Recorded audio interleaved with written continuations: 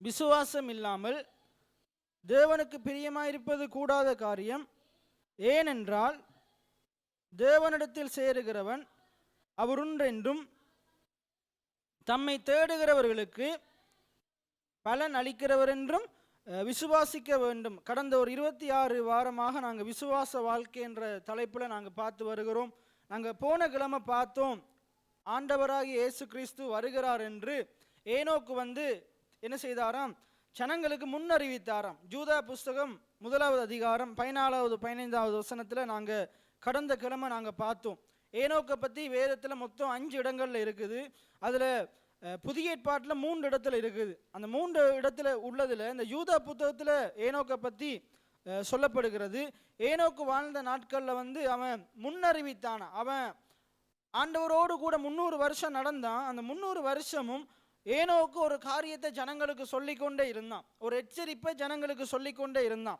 அதில் பாருங்க, சொல்லப்படுகிறது, ஆதாமுக்கு 7ஆம் தலைமுறையான ஏனோக்கும் இவர்களை குறித்து இதோ எல்லோருக்கும் நியாய தீர்ப்பு கொடுக்கிறதற்கும் அவைகளில் அவபக்தி உள்ளவர்கள் யாவரும் அவபக்தியாய் செய்து வந்த சகல அவபக்தியான கிரியைகள் நிமித்தமும் தமக்கு விரோதமாய் அவபக்தியான பாவிகள் பேசின கடினமான வார்த்தைகள் எல்லாவற்றின் நிமித்தமும் அவர்களை கண்டிக்கிறதற்கும், அப்ப நியாயந்திருக்கிறதற்கும், பாவிகளை நியாயந்திருக்கிறதுக்கும், தேவன் மேல நம்பிக்கை இல்லாம வாழ்கிற ஜனங்களை கண்டிக்கிறதற்கும், அப்ப பாவிகளை தேவனுக்கு பிரியமில்லாம வாழுகிறவங்களை அதுல சொல்லப்படுது பாருங்க.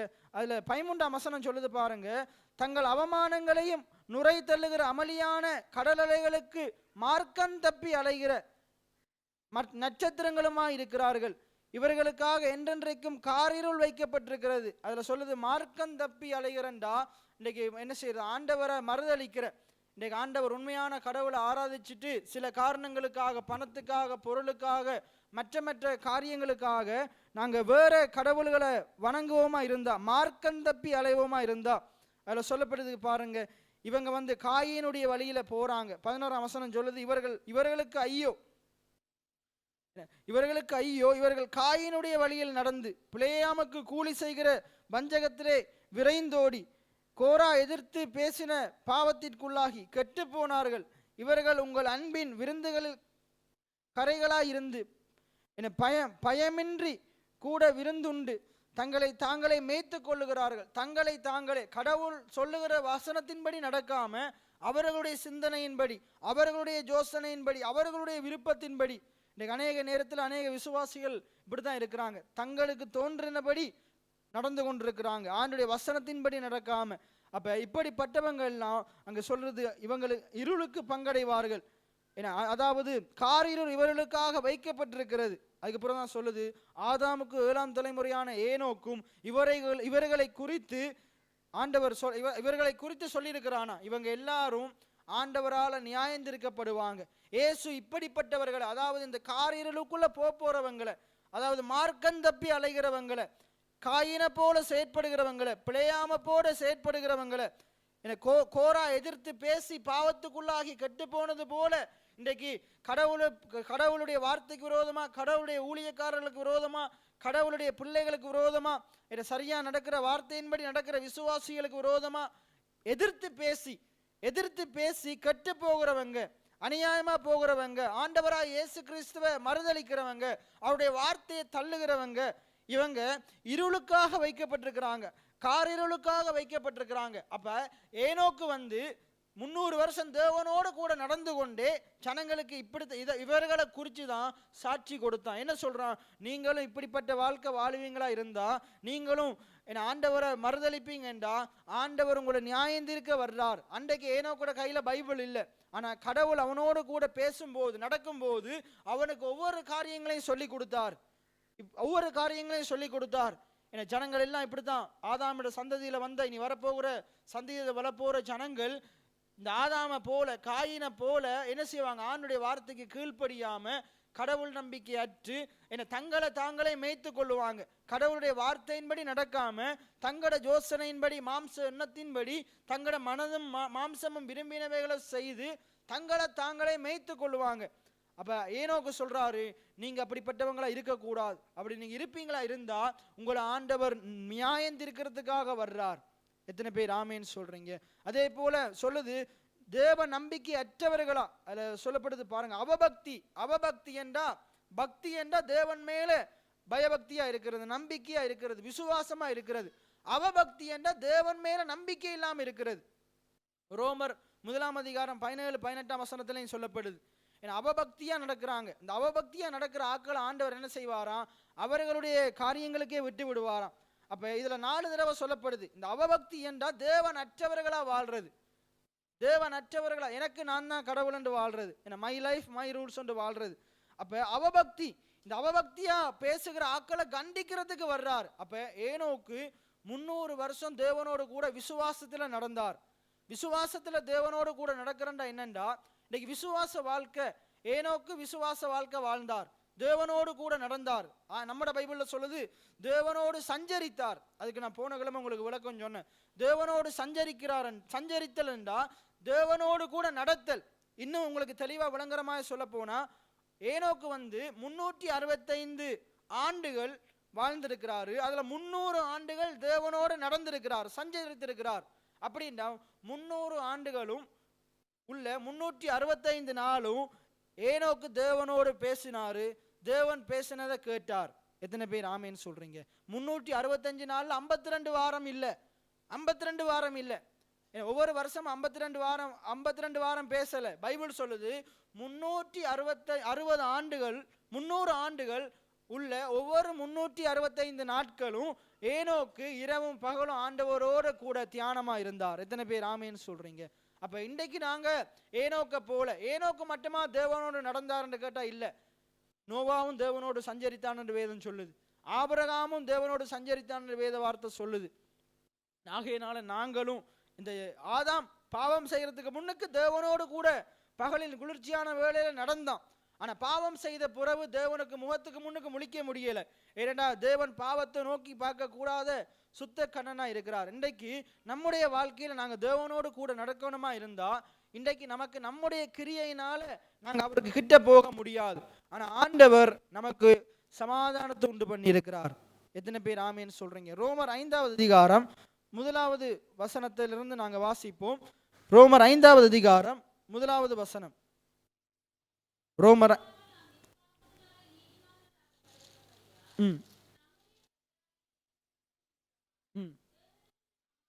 ரைட். இப்ப ஆதாம் பாவம் செய்த போது பாருங்க, இன்றைக்கு நாங்க பார்க்க போகிறோம், நாங்க இன்றைக்கு எப்படி தேவனோடு கூட சஞ்சரிக்கிறது. தேவனோடு கூட சஞ்சரிக்கிறதுண்டா தேவனோடு நடக்கிறது, தேவனோடு உறவாடுறது, தேவனோடு நேரத்தை செலவிடுறது, தேவனோடு அதிகமான நேரத்தை செலவிடுறது. என்ன இன்றைக்கு நாங்க பார்க்க போகிறோம். இன்றைக்கு நம்மளால என்ன செய்ய முடியல? இந்த இடத்துல இருக்கிற அநேகரால தேவனோட உறவாட முடியல, அநேக நேரங்களை செலவழிக்க முடியல, தேவனோட பேச முடியல, ஜபிக்க முடியல, நிறைய நேரம் அவர் பேசுகிற சத்தத்தை, இந்த பிரசங்கங்களை கேட்க முடியல, இல்லாட்டி பைபிள் படிக்க முடியல. அதாவது தேவனோட, கடவுளுடைய காரியத்தோட, ஆவிக்குரிய காரியங்களோட இன்றைக்கு அநேகரால நேரத்தை செலவழிக்க முடியல. ஆனா நாங்க நம்மளை விசுவாசி என்று சொல்றோம், ஆனா என்ன செய்ய முடியல? நாங்க விசுவாசித்துக்கேற்ற கிரியைகளை செய்ய முடியல. அப்ப நாங்க இன்னைக்கு பார்க்க போகிறோம், எதனால இது நடக்குது, எதனால ஆண்டவரோட இன்றைக்கு அநேக ஜனங்கள், அநேக விசுவாசிகள், கடவுளை தேடுகிறவங்க எதனால தேவனோட நேரத்தை செலவழிக்க முடியல. இன்றைக்கு நானும் நீங்களும் தேவனோட அதிக நேரத்தை செலவழிக்கணுமா இருந்தா நாங்க ஒரு சத்தியத்தை அறிந்து கொள்ளணும். எத்தனை பேர் ஆமேன்னு சொல்றீங்க? இன்றைக்கு தேவனோட நேரத்தை செலவழிக்க முடியாத ஒரு நிலை இருக்குது. அது என்னதுண்டா, அதுவும் ஒரு அடிமைத்தனம் தான். உலகத்துக்கு நாங்க அடிமையா இருக்கிறோம். உலகத்துக்கு அடிமையா இருக்கிறவன் உலகத்துக்கு தான் நேரத்தை செலவழிப்பான். பணத்துக்கு அடிமையா இருக்கிறவன் பணத்தை சம்பாதிக்கிறதுக்கு தான் அதிக நேரத்தை செலவழிப்பான். ஏன்னா மனுஷன் மேல நம்பிக்கையா இருக்கிறவன் மனுஷனோட தான் அதிக நேரத்தை செலவழிப்பான். நாங்க மனுஷனோட பேசணும், நாங்க தொழிலுக்கு போகணும், நல்லா சம்பாதிக்கணும், எல்லாம் வேதம் சொல்லுது. ஆனா பைபிள் சொல்லுது, முதலாவது தேவனுடைய ராஜ்யத்தையும் அவருடைய நீதியையும் தேடு. இதெல்லாம் தேட வேணாம் என்று சொல்லல, இதெல்லாம் ஒதுக்கீரு தள்ளீருன்னு சொல்லல. ஆனா இது எல்லாவற்றை காட்டிலும் முதலாவது தேவனுடைய ராஜ்யத்தையும் அவருடைய நீதியும் தேடு, அப்பொழுது இவைகள் எல்லாம் உனக்கு கூட கொடுக்கப்படும். எத்தனை பேர் ஆமீன்னு சொல்றீங்க? மார்க்கு 10ஆம் அதிகாரத்துல சொல்லுது, என் நிமித்தமாவது, இந்த சுவிசேஷத்தின் நிமித்தமாவது, வீட்டையாவது, என்ன பிள்ளைகளையாவது, இன்னும் நிறைய சகோதரனையாவது சகோதரியாவது இழந்தவன் எவனும் இம்மையிலே 100 பலன்களை, எத்தனை பேர் ஆமீன்னு சொல்றீங்க, மறுமையிலே தேவனோடு கூட வாழ்கிற வாழ்க்கை, நித்திய ஜீவனையும் பெற்றுக்கொள்ளுவான். அப்ப இன்றைக்கு நாங்க தேவனுக்கு முக்கியத்துவம் கொடுக்கறதுனால நாங்க எந்த விதத்திலையும் குறைஞ்சு போறது இல்லை, நாங்க அதிகமா ஆசீர்வதிக்கப்பட போகிறோம். எத்தனை பேர் விசுவாசிக்கிறீங்க? ஆகையினால் அதை விசுவாசிச்சு தேவனுக்கு முக்கியத்துவம் கொடுக்கும் போது தேவன் நம்முடைய எல்லா பகுதியிலையும் நமக்கு செழிப்ப, ஆசீர்வாதத்தை, உயர்வை தர வல்லவராக இருக்கிறார். நம்முடைய சூழ்நிலைகளை, பிரச்சனைகளை மாற்ற வல்லவராக இருக்கிறார். எத்தனை பேர் ஆமேன்னு சொல்றீங்க? ரைட். இப்ப நாங்க அறிஞ்சு கொள்ள வேண்டிய சத்தியம் என்னண்டா, இன்றைக்கு நிறைய ஜனங்கள், பைபிள் சொல்லுது, எல்லா தீமைக்கும் எல்லா பிரச்சனைக்கும் காரணம் பிசாசு, பிசாசினுடைய வஞ்சகம், பொய். என்னண்டா, இன்றைக்கு ஜனங்கள் சத்தியத்தை அறியாதனால வஞ்சிக்கப்படுறாங்க. பைபிள் சொல்லுது, சத்தியத்தையும் அறிவீர்கள், அந்த சத்தியம் உங்களை விடுதலை ஆக்கும். இன்னைக்கு இந்த இடத்துல இருக்கிற நீங்க ஒவ்வொருவரும் இன்றைக்கும் நீங்க தேவனோடு நேரம் செலவிடாம இருக்கலாம். வெறுமனே ஞாயிற்றுக்கிழமை விசுவாசியா இருக்கலாம், இல்லாட்டி கிழமையில எப்பயாச்சும் உங்களுக்கு தோணும் போது பைபிள் எடுத்து படிக்கிறார்களா, ஜெபம் பண்றாங்களா இருக்கலாம். தேவனை தேடுகிறது நிலையில நீங்க ஏனோக்க போல இல்லாம மிக குறைவானவர்களா இருக்கலாம். இப்ப நீங்க கேட்கலாம், என்ன ஒரு கேள்வி, ஆண்டவரே எப்படி நான், கடவுளே இயேசுவே எப்படி நான் உம்மோட நேரம் செலவிடுறது, என்னால முடியலையே, நான் முயற்சி செய்யற என்னால முடியலையே, எனக்கு ஏதாச்சும் ஒரு தீர்வு தாங்கன்னு சொல்லும் போது ஆண்டவர் உங்களுக்கு சொல்றாரு, சத்தியத்தையும் அறிவீர்கள், சத்தியம் உங்களை விடுதலை ஆக்கும். இன்றைக்கு நாங்க பார்க்க போகிறோம், நாங்க ஆண்டவரோட நேரம் செலவிடுறதுக்கு ஆண்டவர் நமக்கு போதிக்கிற சத்தியம் என்ன, வேதத்தில் எழுதி வைத்திருக்கிற போதனைகள் என்ன. என் ஜனங்கள் அறியாமையினால் சங்காரமாகிறார்கள் என்று சொல்லப்படுது. அப்ப இன்றைக்கு நீங்களும் நானும் அநேக நேரத்தில் தேவனோடு அதிக நேரம் செலவிடாததுக்கு காரணம் அறியாமை. ஒரு காரியத்தை நாங்கள் அறிந்து கொள்ளல, ஒரு காரியத்தின் மதிப்பை நாங்கள் அறிந்து கொள்வோமா இருந்தா நாங்கள் எவ்வளவும் நேரம் செலவிடுவோம். இப்போ உதாரணத்துக்கு சொல்றேனே, இப்போ இன்றைக்கு பெட்ரோல் விலை 81 ரூபா கூடிருச்சு. இன்றைக்கு நேற்று இரவுல இருந்து 81 ரூபா, இப்போ 398 ரூபா பெட்ரோல் விலை. என்ன போன கிழமை 293 ரூபா இருந்துச்சு. இப்போ அதில் விலை எவ்வளவு? 398 ரூபா. இப்போ ஒரு ரூல்ஸ் போட்டிருக்கிறாங்க அரசாங்கத்தால், 2ஆம் நம்பர் இலக்கம் உள்ள ஆக்கள் எத்தனை, 22ஆம் தேதி 24ஆம் தேதி அப்படித்தான் என்ன செய்யலாம், பெட்ரோல் அடிக்கலாம். 1ஆம் நம்பர் உள்ள ஆக்கள் 21ஆம் தேதி 23ஆம் தேதி இப்படித்தான் அடிக்கலாம்னு ரூல்ஸ் போட்டாச்சு. ரைட். இப்போ பெட்ரோல் வேறு இந்த செட்டில் மிக குறைவு. இப்போ நமக்கு கட்டாயம் பெட்ரோல் தேவைன்ற மதிப்பு இருந்தால் நம்ம வேலை அது இது எல்லாத்தையும் விட்டுட்டு போயிட்டு என்ன செய்வோம், எவ்வளவு நேரம், 1 மணி நேரமோ 2 மணி நேரம் என்றாலும் என்ன செய்வோம், லைனில் நிற்போம். ஏன்னா அந்த பெட்ரோல் நமக்கு தேவை, அதில் பெருமதி நமக்கு தெரியும். அப்போ இருந்து அடித்தாதான் நம்மளால் என்ன செய்ய முடியும், இந்த கிழமை முழுக்க என்ன செய்ய முடியும், அதை பயன்படுத்த முடியும், நாங்கள் எங்களுடைய தேவைகளை பூர்த்தி செய்ய முடியும். அப்போ பாருங்க, அந்த பற்றின அறிவு இருக்குது. இந்த கிழமை பெட்ரோல் இருக்கணும், இருந்தே ஆகணும், இத்தனை லிட்டர் எனக்கு தேவை என்ன. அப்போ நான் ஆக்கள் லைனில் நிற்கிறாங்களே, லைனில் நின்று 1 மணி நேரம் ஆகுமே, 2 மணி நேரம் ஆகுமே, அதனால புறவை அடிப்போம்லாம் நிற்க மாட்டோம், அப்போவே நின்று அடிப்போம். அதில் மதிப்பு நமக்கு தெரியும். இப்போ நம்ம இல்லாமல் போனால் பெட்ரோல் முடிஞ்சிட்டுன்னா அறவே நமக்கு கிடைக்காதுன்ற ஒரு வெளிச்சம் நமக்கு இருக்குது. அதே போல தான் இன்றைக்கு இது கிருபையின் காலமாக இருக்கிறபடினால கடைசி நாட்களில் வேதம் சொல்லுது, வசனத்தை கேட்கக்கூடாதபடிக்கு, வசனத்தை தியானிக்க கூடாதபடிக்கு ஒரு பஞ்சம் இருக்குமா. அன்றைக்கு நம்முடைய இருதயத்தில் வசனம் இல்லாட்டி நாங்கள் வசனத்துக்காக அலைந்து தேட வேண்டிய நிலை ஏற்படும். என்ன, யாராச்சும் எங்களுக்கு சத்தியத்தை சொல்ல மாட்டாங்களா? ஏன்னா அந்த கடைசி நாட்களில் சத்தியம் தான் நம்மளை நியாயத்தில் கொண்டு வந்து நிறுத்தும், அந்த சத்தியம் தான் நம்மளை பிழைக்க செய்யும். எத்தனை பேர் ஆமேன்னு சொல்றீங்க? ஆகையினால காலத்தை நாங்கள் பிரயோஜனப்படுத்தி கொள்ளணும். ஆகையினால தேவன் இந்த நாட்களுமா நமக்கு ஒரு நேரத்தை நியமிச்சிருக்கிறார். அந்த நாளில் சத்திய வார்த்தைகளை உள்ள எடுத்துக்கொள்ளணும், அது இருதயத்தில் வைக்கணும், வாயில வைக்கணும். ஏன்னா அது பைபிளில் மட்டும் இருந்தால் போதாது, ஒரு நாளில் உண்மையாகவே வேதத்தை நம்ம கண்டெடுக்க முடியாது. அப்படிப்பட்ட ஒரு பஞ்சம் வந்து கொண்டிருக்கு அங்கே பழைய ஏற்பாட்டில் சொல்லப்படுது. சரி, அப்போ நாங்கள் தேவனோடு நெருங்கி உறவாடணுமா இருந்தா, நீங்களும் நானும் தேவனோடு அதிக நேரத்தை செலவழிக்கணுமா இருந்தா, நம்முடைய அறியாமை என்ன, தேவனுடைய வார்த்தையின் மேலே என்ன சில காரியத்தில் இருக்கிற அந்த மதிப்பு நமக்கு குறைஞ்சிருக்குது. அந்த மதிப்பை நாங்கள் அறிந்து கொள்ளும் போது, அந்த சத்தியத்தை நாங்கள் அறிந்து கொள்ளும் போது, அந்த சத்தியம் நம்ம தேவனோடு கூட நேரத்தை செலவிடுறதுக்கு நம்மளை உந்து சக்தியாக அது இருக்கும். எத்தனை பேர் ஆமேன்னு சொல்றீங்க? நம்மளை நெருக்கியேவும் நாங்கள் தேவனோடு ஜெபிக்கணும்ன்ற ஆசையை தரும், என்ன தேவனை தேடணும்ன்ற வாஞ்சையை தரும். வேதம் சொல்லுது, மனுஷன் அப்பத்தினால் மாத்திரமல்ல தேவனுடைய வாயிலிருந்து புறப்படுகிற ஒவ்வொரு வார்த்தையினாலும். அப்ப நீங்க இந்த உலகத்துல பிழைக்கிறதுக்கு ஆண்டுடைய வார்த்தை தேவை. எத்தனை பேர் ஆமேன்னு சொல்றீங்க? ஆண்டுடைய வார்த்தை தேவை. ரைட். அப்ப நாங்க எடுத்துக்கொள்ளுவோம் ரோமர் 5ஆம் அதிகாரம் 1வது வசனம். வேதம் சொல்லுது பாருங்க, 25:4-25 பாருங்க. அவர் நம்முடைய பாவங்களுக்காக ஒப்பு கொடுக்கப்பட்டும், எல்லாம் சொல்லுங்க, இயேசு என்னுடைய பாவங்களுக்காக ஒப்பு கொடுக்கப்பட்டும் நான் நீதிமான் ஆக்கப்படுவதற்காக எழுப்பப்பட்டும் இருக்கிறார். எத்தனை பேர் இயேசு கல்வாரி சிலுவையில மரித்ததை விசுவாசிக்கிறீங்க? அப்ப இயேசு கல்வாரி சிலுவையில மரித்தது சத்தியமா இருக்குமா இருந்தா, இயேசு கல்வாரி சிலுவையில மரித்து தேவனால உயிரோடு எழுப்பப்பட்டது சத்தியமா இருக்குமா இருந்தா, அவர் எழுப்பப்படும் போது நான் நீதிமானாக்கப்பட்டது சத்தியமா இருக்குது. எத்தனை பேர் விசுவாசிக்கிறீங்க? எல்லாம் சொல்லுங்க. இயேசு என்னுடைய பாவங்களுக்காக தேவனால் ஒப்பு கொடுக்கப்பட்டும் நான் நீதிமானாக்கப்படுவதற்காக. அப்படின்னா என்ன அர்த்தம்? நான் தேவன் முன் நிற்பதற்காக. என்ன சொல்லுங்க? நான் தேவன் முன் தைரியமாய் நிற்பதற்காக என்னை எழுப்பப்பட்டும் இருக்கிறார். அப்ப இயேசு உயிரோடு எழுப்பினது என்னத்துக்கு தெரியுமா? என்னத்துக்கு தெரியுமா? நான் தேவன் முன்னுக்கு தைரியமா நிற்கணும். நீதிமான் தான் தேவன் முன்னுக்கு தைரியமா நிற்க முடியும்.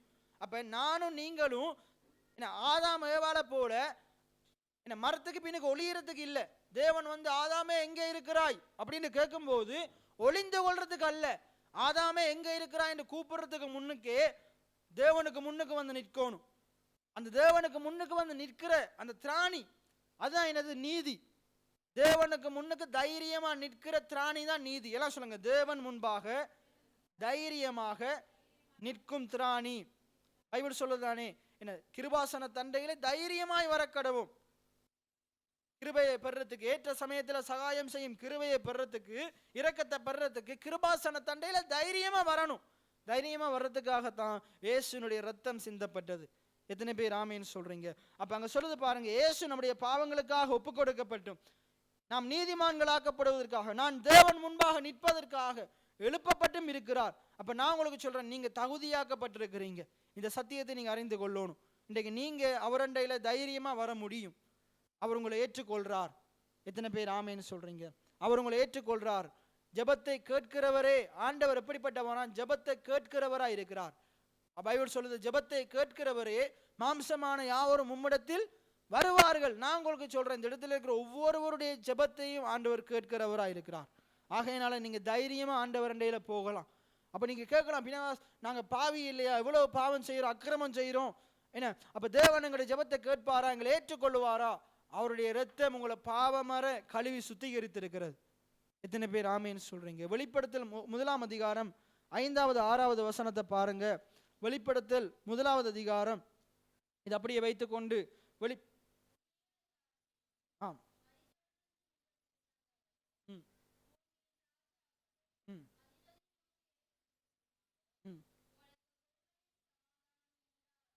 அதுக்கு அடுத்த வசனத்தை பாருங்க. எல்லாம் என்னோட சேர்ந்து சொல்லுங்க. என்னிடத்தில் அன்பு கூர்ந்து அவருடைய இரத்தத்தினாலே என்னை பாவங்களற கழுவி என்னை பிதாவாகிய தேவனுக்கு முன்பாக ராஜாக்களும் ஆசாரியர்களும் ஆக்கின இயேசுவுக்கு மகிமையும் வல்லமையும் என்றென்றைக்கும் உண்டாவதாக. எத்தனை பேர் ஆமேன்னு சொல்றீங்க? அங்க சொல்லுது பாருங்க, என்னிடத்தில் அன்பு கூர்ந்து, பாவியாகி என்னிடத்தில் அன்பு கூர்ந்து, துரோகியாகி என்னிடத்தில் அன்பு கூர்ந்து, தேவனுடைய காணியாட்சிக்கு புறம்பாயிருந்த என்னிடத்தில் அன்பு கூர்ந்து, என்ன பாவத்தின் சேற்றில விழுந்து கிடந்த என் மேல் அன்பு கூர்ந்து. எத்தனை பேர் விசுவாசிக்கிறீங்க? இப்ப இல்ல, நாங்க பாவியா இருக்கும் போதே ஆண்டவர் எங்க மேல் அன்பா இருந்தார். எத்தனை பேர் விசுவாசிக்கிறீங்க? நாங்க அவருக்கு துரோகம் செய்த போது ஆண்டவர் மேல அன்பு வைத்தார். எத்தனை பேர் ஆமேன்னு சொல்றீங்க? அப்ப அங்க சொல்லுது பாருங்க, என்னிடத்தில் அன்பு கூர்ந்து, அவர் என் மேல் அன்பு கூர்ந்ததுனால அவருடைய இரத்தத்தை எனக்காக சிந்தினார். சிந்தி என்ன செய்தார்? என்னைய பாவங்களற கழுவினார். அப்ப ஆண்டவராக இயேசு கிறிஸ்துவை விசுவாசிக்கிற நீங்களும் நானும் அவருடைய இரத்தத்தினால பாவங்களற கழுவப்பட்டவர்களா இருக்கிறோம். ஈசோப்பினால சுத்திகரிக்கப்பட்டவங்களா இருக்கிறோம். எத்தனை பேர் ஆமேன்னு சொல்றீங்க? ரைட். அப்ப இயேசுவோட ரத்தம் சிந்தப்பட்டதுனால, இயேசு எனக்காக பலியானதுனால, ரத்தம் சிந்தினதுனால, தன்னை மரணத்துக்கு தன்னை அர்ப்பணித்ததுனால இன்றைக்கு என்னுடைய பாவங்களற நான் கழுவப்பட்டு நான் நீதிமானாக்கப்பட்டிருக்கிறேன். எல்லாம் சொல்லுங்க, இயேசுவின் ரத்தத்தினாலே நான் நீதிமானாக்கப்பட்டிருக்கிறேன். என் பாவங்கள் மன்னிக்கப்பட்டிருக்கிறது. என்னை அவர் கழுவி இருக்கிறார், அவர் சுத்திகரித்திருக்கிறார், என்னை அவருடைய பிள்ளையா மாற்றி இருக்கிறார். எத்தனை பேர் ஆமேன்னு சொல்றீங்க? என்னை கரைதிரையற்ற மகளாக மாற்றி இருக்கிறார். எல்லாம் சொல்லுங்க, என்னை கரைதிரையற்ற மகளாக மாற்றி இருக்கிறார். எத்தனை பேர் ஆமேன்னு சொல்றீங்க? அப்ப அவர் மாற்றி இருக்கிறாரண்டா நான் அவருடைய சமூகத்துக்கு முன்னுக்கு தைரியமா நிற்க முடியும். அவரை நோக்கி அப்பா பிதாவேன்னு சொல்லுகிற புத்திர சுவிகாரத்தின் ஆவி எனக்கு உண்டு. எத்தனை பேர் ஆமேன்னு சொல்றீங்க? அப்ப இந்த சத்தியத்தை அறிந்து கொள்ளணும். இப்ப நிறைய பேர் ஏன் ஜெபம் பண்றாங்க இல்ல, ஏன் தேவனோட நேரத்தை செலவிடுறாங்க இல்லைண்டா, நான் தகுதியாக்கப்பட்டிருக்கிறேன் அறிவு இல்லை, நான் தேவனால தகுதியாக்கப்பட்டிருக்கிறேன் அறிவு இல்லை, தேவனுக்கு முன்னுக்கு என்னால போக முடியும் என்ற அறிவு இல்லை. அதனாலதான் எனக்காக ஜெபம் பண்ணுங்கன்னு இன்னொரு ஆள்கிட்ட கேட்குறாங்க. எனக்காக நீங்க ஜெபம் பண்ணுங்க, ஏன்னா அவர் தகுதியுள்ளவர், இவங்க தகுதியற்றவர் இல்லை. நீங்க எல்லாருமே தகுதியாக்கப்பட்டிருக்கிறீங்க. நீங்க ஜெபிச்சாலும் ஆண்டவர் அற்புதங்களை செய்வார். நீங்க ஜெபிச்சா நோய் சுகமாகும். நீங்க ஜெபிச்சா உங்களை கொண்டு கடவுள் செய்வார். எத்தனை பேர் ஆமீன்னு சொல்றீங்க? மாற்கு 17வது அதிகாரம், மாற்கு 16வது அதிகாரம் 17வது வசனம். எல்லாம் சொல்லுங்க. என்னால் நடக்கும் அடையாளங்களாவன, எல்லாம் சொல்லுங்க. விசுவாசிக்கிற, இயேசுவை விசுவாசிக்கிற என்னால் நடக்கும் அடையாளங்களாவன. வாசிங்க. அப்ப சொல்லுங்க. தேவனை விசுவாசிக்கிற, இயேசுவை விசுவாசிக்கிற என்னால் நடக்கும் அடையாளங்களாவன. அப்ப எல்லாம் சொல்லுங்க. இயேசுவின் நாமத்தினாலே நான் பிசாசுகளை திரட்டுவேன். பாஸ்டர் பிசாசுகளை திரட்டுவார், தீர்க்கதரிசி பிசாசுகளை திரட்டுவார். என்ன இன்றைக்கு அங்கே இன்றைக்கு அங்கே போயிருந்தா திறத்துப்பட்டிருக்குமே? இல்லை, நான் சொல்கிறேன் இன்றைக்கு போக முடியலை. ஆனால் நான் சொல்கிறேன் ஒருவேளை இருக்குமா இருந்தால் நீங்கள் ஜெபிங்க, கடவுள் செய்வார். அவங்க விசுவாசிக்கிற ஆண்டவரை தான் நாங்களும் விசுவாசிக்கிறோம். எத்தனை பேர் ஆமீன்னு சொல்கிறீங்க? அப்போ அங்கே சொல்லுது பாருங்க. இயேசுவை விசுவாசிக்கிற நான், எல்லாம் சொல்லுங்க. இயேசுவை விசுவாசிக்கிற நான் இயேசுவின் நாமத்தினாலே பிசாசுகளை திரட்டுவேன். எத்தனை பேர் ஆமீன்னு சொல்கிறீங்க? சர்ப்பங்களை எடுப்பேன். சாவுக்கு ஏதுவான யாதொன்றை குடித்தாலும் அது என்னை சேதப்படுத்தாது. எத்தனை பேர் ஆமீன் சொல்றீங்க? வியாதியஸ்தர்கள் மேல் கைகளை வைப்பேன், அவர்கள் சொஸ்தமாவார்கள். இயேசுவின் நாமத்தினாலே, இயேசு கொடுத்த அதிகாரத்தினாலே தேவனை விசுவாசிக்கிற நான், இயேசுவை விசுவாசிக்கிற நான் வியாதியஸ்தர்கள் மேல் கைகளை வைப்பேன், அவர்கள் சொஸ்தமாவார்கள். எத்தனை பேர் ஆமேன்னு சொல்றீங்க? அப்ப நீங்க வச்சு ஜெபம் பண்ணணும். ஆண்டுடைய வார்த்தை என்ன மாற்கு 16, 17, 18 சொல்லுது. இயேசுவின் நாமத்தினால அவரை விசுவாசிக்கிற பிள்ளைகள் கைகளை வைக்கும் போது வியாதி சொஸ்தமாகும் என்று எழுதப்பட்டிருக்கிறது. அந்த எழுதப்பட்ட வார்த்தையை கொண்டு நான் கைகளை வைக்கிறேன். இயேசுவே நீங்க இவர்களை சொஸ்தமாக்குங்க. எத்தனை பேர் ஆமேன்னு சொல்றீங்க? வைக்கும் போது சொஸ்தமாவார்கள். அங்க சொல்லுது பாருங்க. இவ்விதமா ஆண்டவர் அவங்களோடு பேசி என்ன செய்யப்பட்டார்? எடுத்துக்கொள்ளப்பட்டார். தேவனுடைய வலது பரிசத்துல உட்கார்ந்தார். அப்ப அங்கால சொல்றாரு, புறப்பட்டு போய் எல்லாருக்கும் சொந்த சுவிசேஷ சத்தியத்தை பிரசங்கம் பண்ணுங்க. ரைட். இப்ப நாங்க திருப்பி வருவோம், ரோமர் புஸ்தகத்துக்கு வருவோம். ரோமர் 5வது அதிகாரம். அப்ப இயேசு நமக்காக கல்வாரி சிலுவையில மரித்ததுனால நாங்க நீதிமான்களாக்கப்பட்டிருக்கிறோம். ரைட். இப்ப 5வது அதிகாரத்துக்கு வரும்போது இவ்விதமாக நாம் விசுவாசத்தினால நீதிமானாக்கப்பட்டிருக்கிறபடியால், நாங்க ரட்சிக்கப்பட்டது விசுவாசத்தினாலதான், நம்முடைய பாவங்கள கழுவப்பட்டது விசுவாசத்தினாலதான், நாங்க நீதிமான்களாக்கப்பட்டது விசுவாசத்தினாலதான். எத்தனை பேர் ஆமீன் சொல்றீங்க? அதுக்கடுத்து சொல்லுது பாருங்க. நம்முடைய கர்த்தராகிய இயேசு கிறிஸ்து மூலமாய் தேவனிடத்தில் சமாதானம் பெற்றிருக்கிறோம். என்ன பெற்றிருக்கிறோம்? சமாதானம் பெற்றிருக்கிறோம். சமாதானம் என்றா, ஆதாம் பாவம் செய்த போது மனிதனுக்கும் தேவனுக்கும் இடையில இருந்த சமாதானம் கெட்டு போயிருச்சு. 2 பேருக்கும் இடையில இருந்த உறவு கெட்டு போயிருச்சு, ஐக்கியம் கெட்டு போயிருச்சு. இன்றைக்கு அந்த ஐக்கியம் கெட்டு போனதுனால சாபம் உலகத்துக்குள்ள வந்தது.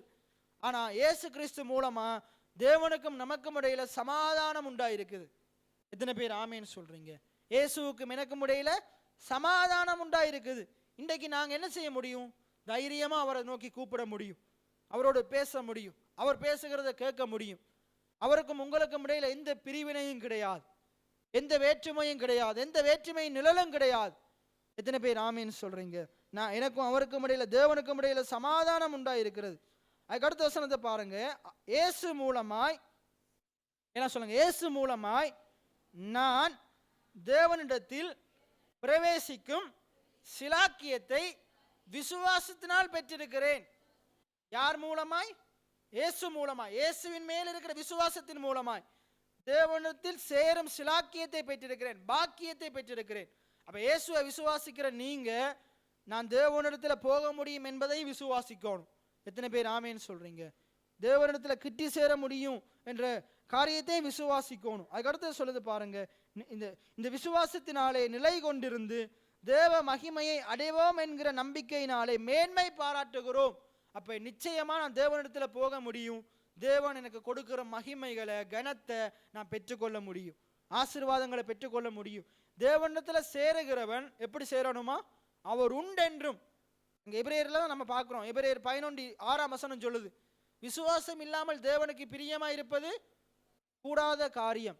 தேவனுக்கு பணம் இல்லாமல் பிரியமா இருப்பது கூடாத காரியம் என்று சொல்லல. வெள்ளை சட்டை போடாமல் பிரியமா இருப்பது கூடாத காரியம் என்று சொல்லல. என்ன தங்கம் போடாதனால பிரியம் அப்படி சொல்லல. என்ன சொல்லுது? நீ எப்படி இருந்தாலும் பரவாயில்ல, என்ன நீ வெள்ளை சட்டை போடுறியோ கருப்பு சட்டை போடுறியோ, உன்னோட சட்டை இல்ல, விசுவாசம் மிக முக்கியம்.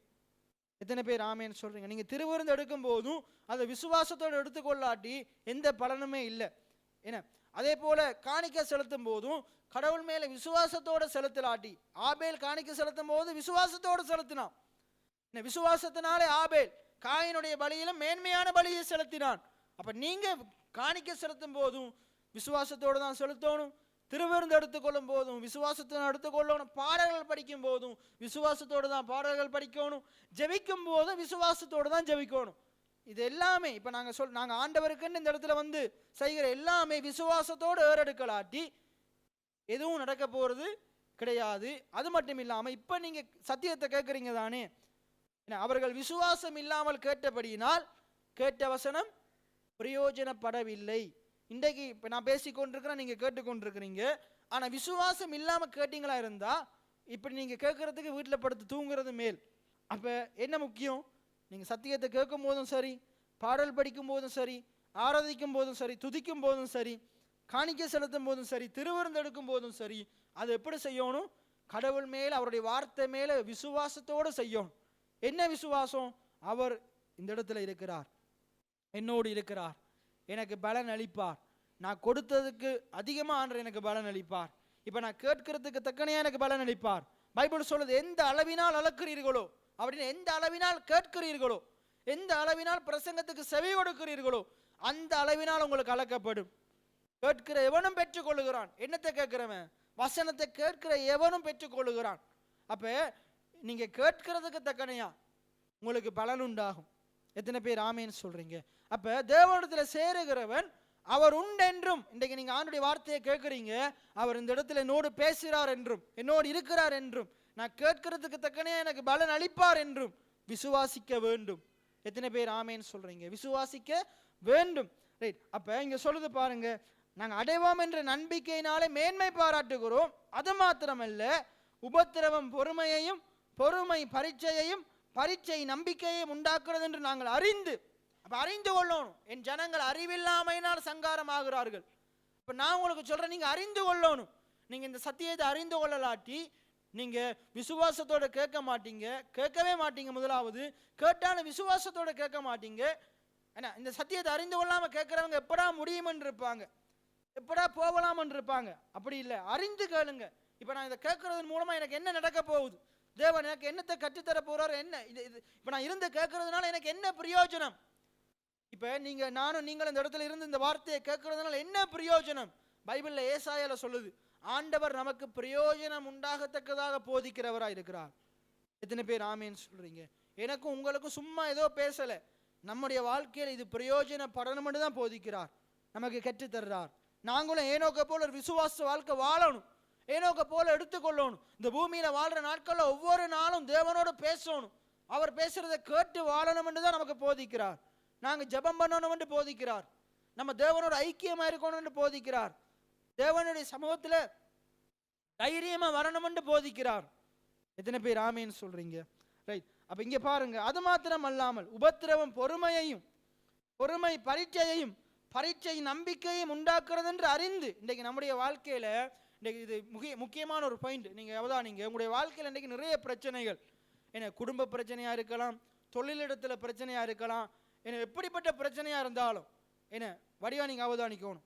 இன்றைக்கு நீங்க தேவனை விசுவாசிப்பீங்கண்டா, நீங்க இயேசுவை விசுவாசிப்பீங்கண்டா, நீங்க என்ன தெரியுமா சொல்லணும்? அதி சீக்கிரத்தில் நீங்கும் இந்த லேசான உபத்திரவம். இன்றைக்கு என்னுடைய சபையில், குடும்பத்தில், என்னுடைய வாழ்க்கையில் இருக்கிற அது பொருளாதார பிரச்சனையோ, பண பிரச்சனையோ, குடும்ப பிரச்சனையோ, எந்த பிரச்சனையாக இருக்கலாம். இன்னைக்கு உங்களுடைய வாழ்க்கையில், இந்த இடத்துல இருக்கிற உங்களுடைய வாழ்க்கையில் உங்களோட பிரச்சனை உங்களுக்கு தான் தெரியும், அடுத்த கடவுளுக்கு தெரியும்.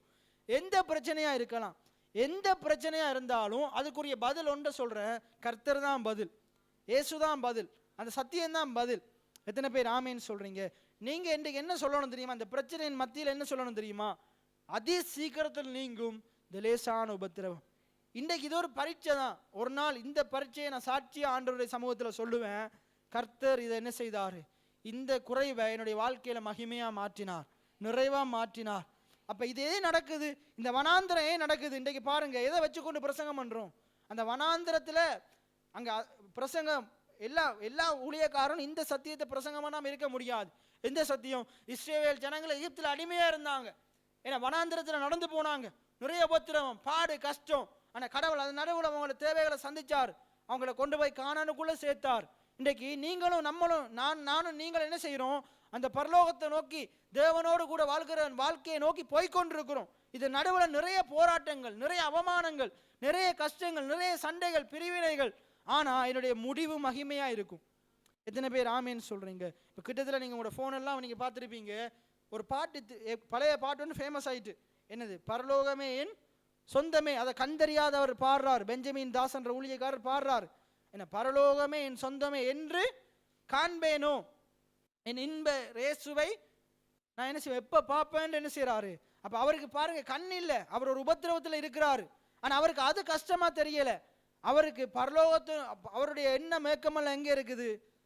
தேவனுடைய சமூகத்தின் மேலே வாஞ்சியாக இருக்குது. அந்த வீடியோவில் நீங்கள் பார்த்துட்டு இருக்கும்போது அவர் படிக்கிறாரு, அங்கே பின்னாலிருந்து ஒரு அண்ணன் கண்ணை கசக்கி என்ன செய்கிறாரு, அந்த பாட்டை கேட்டு அழுகிறார்.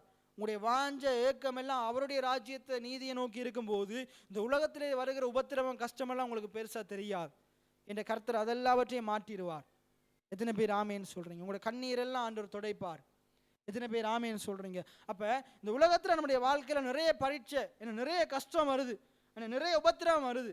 ஆனால் பைபிள் சொல்லுது, அந்த உபத்திரவத்தின் மத்தியிலையும் நீ கடவுளை குறித்து பாடு, கடவுளை மேன்மை பாராட்டு. ஆண்டவரை, இந்த உபத்திரவத்தின் மத்தியிலே நீர் நல்லவராய் இருக்கிறீர், நீர் நன்மைகளை செய்வீர், நீர் தீமையை நன்மையாக மாற்றுவீர். இன்றைக்கு உங்களுடைய வாழ்க்கையில் என்ன உபத்திரவம் இருக்கலாம், நான் உங்களுக்கு சொல்கிறேன், கடவுளை மேன்மை பாராட்டுங்க. உபத்திரவத்தை மேன்மை பாராட்டாதீங்க. உபத்திரவத்தை போயிட்டு எல்லார்ட்டையும் சொல்லாதீங்க. உபத்திரவத்தை புலம்பிக் கொண்டு இருக்காதீங்க. உபத்திரவத்தை சொல்லி கொண்டு இருக்காதீங்க. உபத்திரவத்தின் மத்தியிலையும் கர்த்தரை பாடுங்க. ஜோனாவை பிடிச்சி எங்கே போட்டுட்டாங்க? ஜோனா மீனின் வயிற்றில் சிக்கிட்டான், அவனை தூக்கி கடல் இதில் வெளியே வீசிட்டாங்க. மீனில் வயிற்றில் போட்டோன்னே என்ன பாடினா? சரி செத்தேன்டா பாடினா? அப்படி பாடலை. அவன் என்னத்தை நீங்கள் ஜோனா புத்தகத்தை எடுத்து வாசித்து பாருங்க. தானியலை தூக்கி சிங்க கபியில் போடுறாங்க. அங்கே என்ன பாடுறான்? சாத்ராக் மேசாக் அவங்க ஆபேத்நேகோவை தூக்கி அக்கினேஸ்வரில் போடுறாங்க. அவங்க என்ன சொல்கிறாங்கன்னு போய் பைபிள் எடுத்து பாருங்க. அழுது புலம்பலை, கண்ணீர் வடிக்கலை. என்ன அங்கே சிறைச்சாலையில் கொண்டு போயிட்டு பவுலையும் சீலாவையும் போடுறாங்க. அவங்க என்ன செய்கிறாங்க? அழுது புலம்பலை. என்ன சொல்கிறாங்க? பாடி துதி செய்கிறாங்க. அவங்களுக்கு இருக்கிற கஷ்டத்தை சொல்லலை, கடவுளை பாடுறாங்க, கடவுளை துதிக்கிறாங்க. ஆண்டவரே, நீர் நல்லவராக இருக்கிறீர், நீர் எங்களை விடுவிப்பீர், நீர் எங்கள் சூழ்நிலைகளை மாற்றுவீர். ஆனால் நம்ம என்னத்தை செய்து கொண்டிருக்கிறோம்? உங்களுடைய வாழ்க்கையில் நிறைய கஷ்டங்கள், குறைவுகள், இப்படிப்பட்ட காரியங்கள் வரும்போது கடவுளை பாடுங்க, கடவுளுடைய நாமத்தை மகிமைப்படுத்துங்க, கடவுளோடு அதிக நேரங்களை செலவிடுங்க. ஏனென்றா அதுதான் உங்களுடைய பிரச்சனைகளுக்குரிய தீர்வாக இருக்குது. அதை விட்டுட்டு நீங்கள் உங்களுடைய பிரச்சனையை தீர்க்கிறதுக்கு எங்கே ஓடினாலும் அது அங்கே விடுதலை ஆக போகிறதே கிடையாது, அது உங்களை மாற்ற போகிறதே கிடையாது. திருப்பி பிரச்சனை வரும். அப்போ இப்படியே தான் நடக்க போகுது. விசுவாசத்தில் தான் நீங்கள் பின்வாங்கிடுவீங்க. அதனால நான் என்ன சொல்கிறேன், எப்படிப்பட்ட பிரச்சனையாக இருந்தாலும், அது எவ்வளோ பெரிய பிரச்சனையாக இருந்தாலும் இயேசு கிறிஸ்துவால் அதை மாற்ற முடியும். அதி சீக்கிரத்தில் நீங்கும் உங்களுடைய லேசான உபத்திரவம். அப்போ அதை அடிக்கடி நீங்கள் சொல்ல வேண்டிய காரியம் என்னென்னா, சித்தப்பா அடிக்கடி சொல்லுவார், இன்றைக்கு நம்ம படுற கஷ்டமெல்லாம், பிறகாசு இன்றைக்கு நம்ம படுற கஷ்டமெல்லாம் ஒரு நாள் நம்ம அவருடைய ராஜ்யத்தில், அவருடைய சமூகத்தில் நின்று சாட்சியாக சொல்லுவோம், அன்றைக்கு இவ்வளவு கஷ்டப்பட்டோம், இன்றைக்கு கடவுள் அவருடைய கிருபையினால் உயர்த்தி இருக்கிறார். எத்தனை பேர் ஆமேன்னு சொல்கிறீங்க? உண்மையாகவே அது என்னுடைய வாழ்க்கையில் நடந்திருக்குது. அவர் 2021 சொன்னார், எவ்வளவோ சாட்சிகளை ஆண்டவர் என்னை வச்சிருக்கிறார், இன்னும் நிறைய உபத்திரம் இருக்குது, கஷ்டம் இருக்குது, அதையும் இந்த இடத்துல வந்து நான் சாட்சியாக சொல்கிற அளவுக்கு ஆண்டவர் என்னை வச்சிருப்பார். அப்படித்தான் உங்களுக்கு ஆகும். நீங்கள் விசுவாசிங்கன்னா உங்களுக்கும் அப்படித்தான் ஆகும். அப்போ நீங்கள் இன்றைக்கு சொல்லணும், இன்றைக்கு என்னுடைய வாழ்க்கையில் இருக்கிற உபத்திரவம் எல்லாம் நான் ஒரு நாள் இந்த சமூகத்தில், ஆண்டுடைய சமூகத்தில் வந்து கடவுள் இதெல்லாவற்றையும் பார்த்து கொண்டார், இந்த பிரச்சனைகள் எல்லாம் மாற்றினார், என் தேவைகள் எல்லாம் சந்தித்தார், என் கடனை எல்லாம் அடைக்க செய்தார், என்ன அதெல்லாம் என் வாழ்க்கையில நல்ல நிறைவா மகிமையா மாற்றினார் என்று சாட்சி சொல்ற வண்ணமா கடவுள் வைப்பார். எத்தனை பேர் விசுவாசிக்கிறீங்க? எத்தனை பேர் விசுவாசிக்கிறீங்க? அந்த நம்பிக்கையோடு தொடர்ந்து ஓடுங்க, கர்த்தர் அனைத்தையும் பார்த்து கொள்ளுவார். அப்ப பரீட்சை நம்பிக்கையே உண்டாக்குறது என்று அறிந்து, அப்ப உங்களுடைய வாழ்க்கையில உபத்திரவம் வரும்போது உங்களுடைய நம்பிக்கை, கடவுள் மேல இருக்கிற நம்பிக்கை இன்னும் அதிகமாகணும். என்ன அடிக்கடி நான் சொல்லுவேன், காய்க்கிற மரத்துக்கு தான் என்ன விழும்? கல்லறி விழும். நல்லா வளர்ற சபைக்கு தான் நிறைய பேர் எதிர்த்து நிற்பாங்க, விசுவாசிகள் எதிர்த்து நிற்பாங்க. நம்ம கடவுளுடைய காரியத்தில் வளரும் போது நம்மளை எதிர்த்து நிற்பாங்க. அதே போல நீங்க உங்களோட குடும்பம், நீங்கள்லாம் கடவுளுக்குள்ள ஐக்கியமா வாழும்போது பிசாசு நிறைய பிரச்சனைகளை கொண்டு வருவான், விளங்குது, நிறைய போராட்டங்களை கொண்டு வருவான். ஏன்னா கடன் பிரச்சனை, அந்த பிரச்சனை, இந்த பிரச்சனை. நீங்க கடவுளுடைய ராஜ்யத்துக்கு வந்து வார்த்தையை கேட்டு வளரும் போது தான் உங்களுக்கு நிறைய வேலையை கொண்டு வருவான். ஏன்னா குடும்பத்தில் கஷ்டத்தை கொண்டு வருவான், உங்களை இங்கிருந்து அங்கே இழுக்க பார்ப்பான், அப்படியே அங்கே கொண்டு போயிட்டு அப்படியே ஒன்றுமில்லாம ஆக்கிடுவான். ஆனால் நான் என்ன சொல்றேன்டா, வாழ்க்கையில கஷ்டம் வந்தாலும் உபத்திரம் வந்தாலும் என்ன வந்தாலும் கடவுளுக்கு கொடுக்க வேண்டிய நேரத்தை கடவுளுக்கு கொடுங்க. அதை காரணம் காட்டி கொண்டு கடவுளை என்ன செய்யாதீங்க, தள்ளி வைக்காதீங்க. கடவுளோடு நேரம் செலவிடுறதை தள்ளி வைக்காதீங்க. உபத்திரவத்தின் நடுவுலையும் பைபிள் சொல்லுது, நீ இயேசுவை கடவுளை குறித்து மேன்மை பாராட்டு. கடவுள் மேல உனக்கு நம்பிக்கை இருக்குமா இருந்தா எவ்வளவு பிரச்சனை கூட வாழ்க்கையில் இருந்தாலும் நீங்க கடவுளுக்கு கொடுக்க வேண்டிய நேரத்தை கொடுத்து கொண்டு தான் இருப்பீங்க. கடவுளோட ஜெபம் பண்ணி கொண்டு தான் இருப்பீங்க. ஐயோ இன்றைக்கு அந்த பிரச்சனை நான் ஜெபம் பண்ணல, இன்றைக்கு இப்படி ஒன்று நான் ஜெபம் பண்ணல, இன்றைக்கு அதனால தான் நான் பைபிள் படிக்கல, இதனால தான் பைபிள் படிக்கிறேன், எதனாலும் என்ன காரணமும் சொல்லக்கூடாது. என்ன வந்தாலும் என்ன நேரிட்டாலும் என்ன செய்யணும்?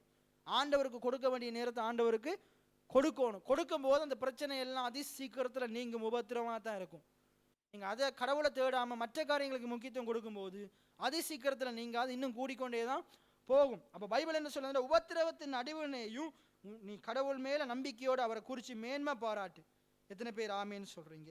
ரைட், இங்கே சொல்லுது பாருங்க, பரீட்சை நம்பிக்கையும் உண்டாக்குறது என்று நாங்கள் அறிந்து.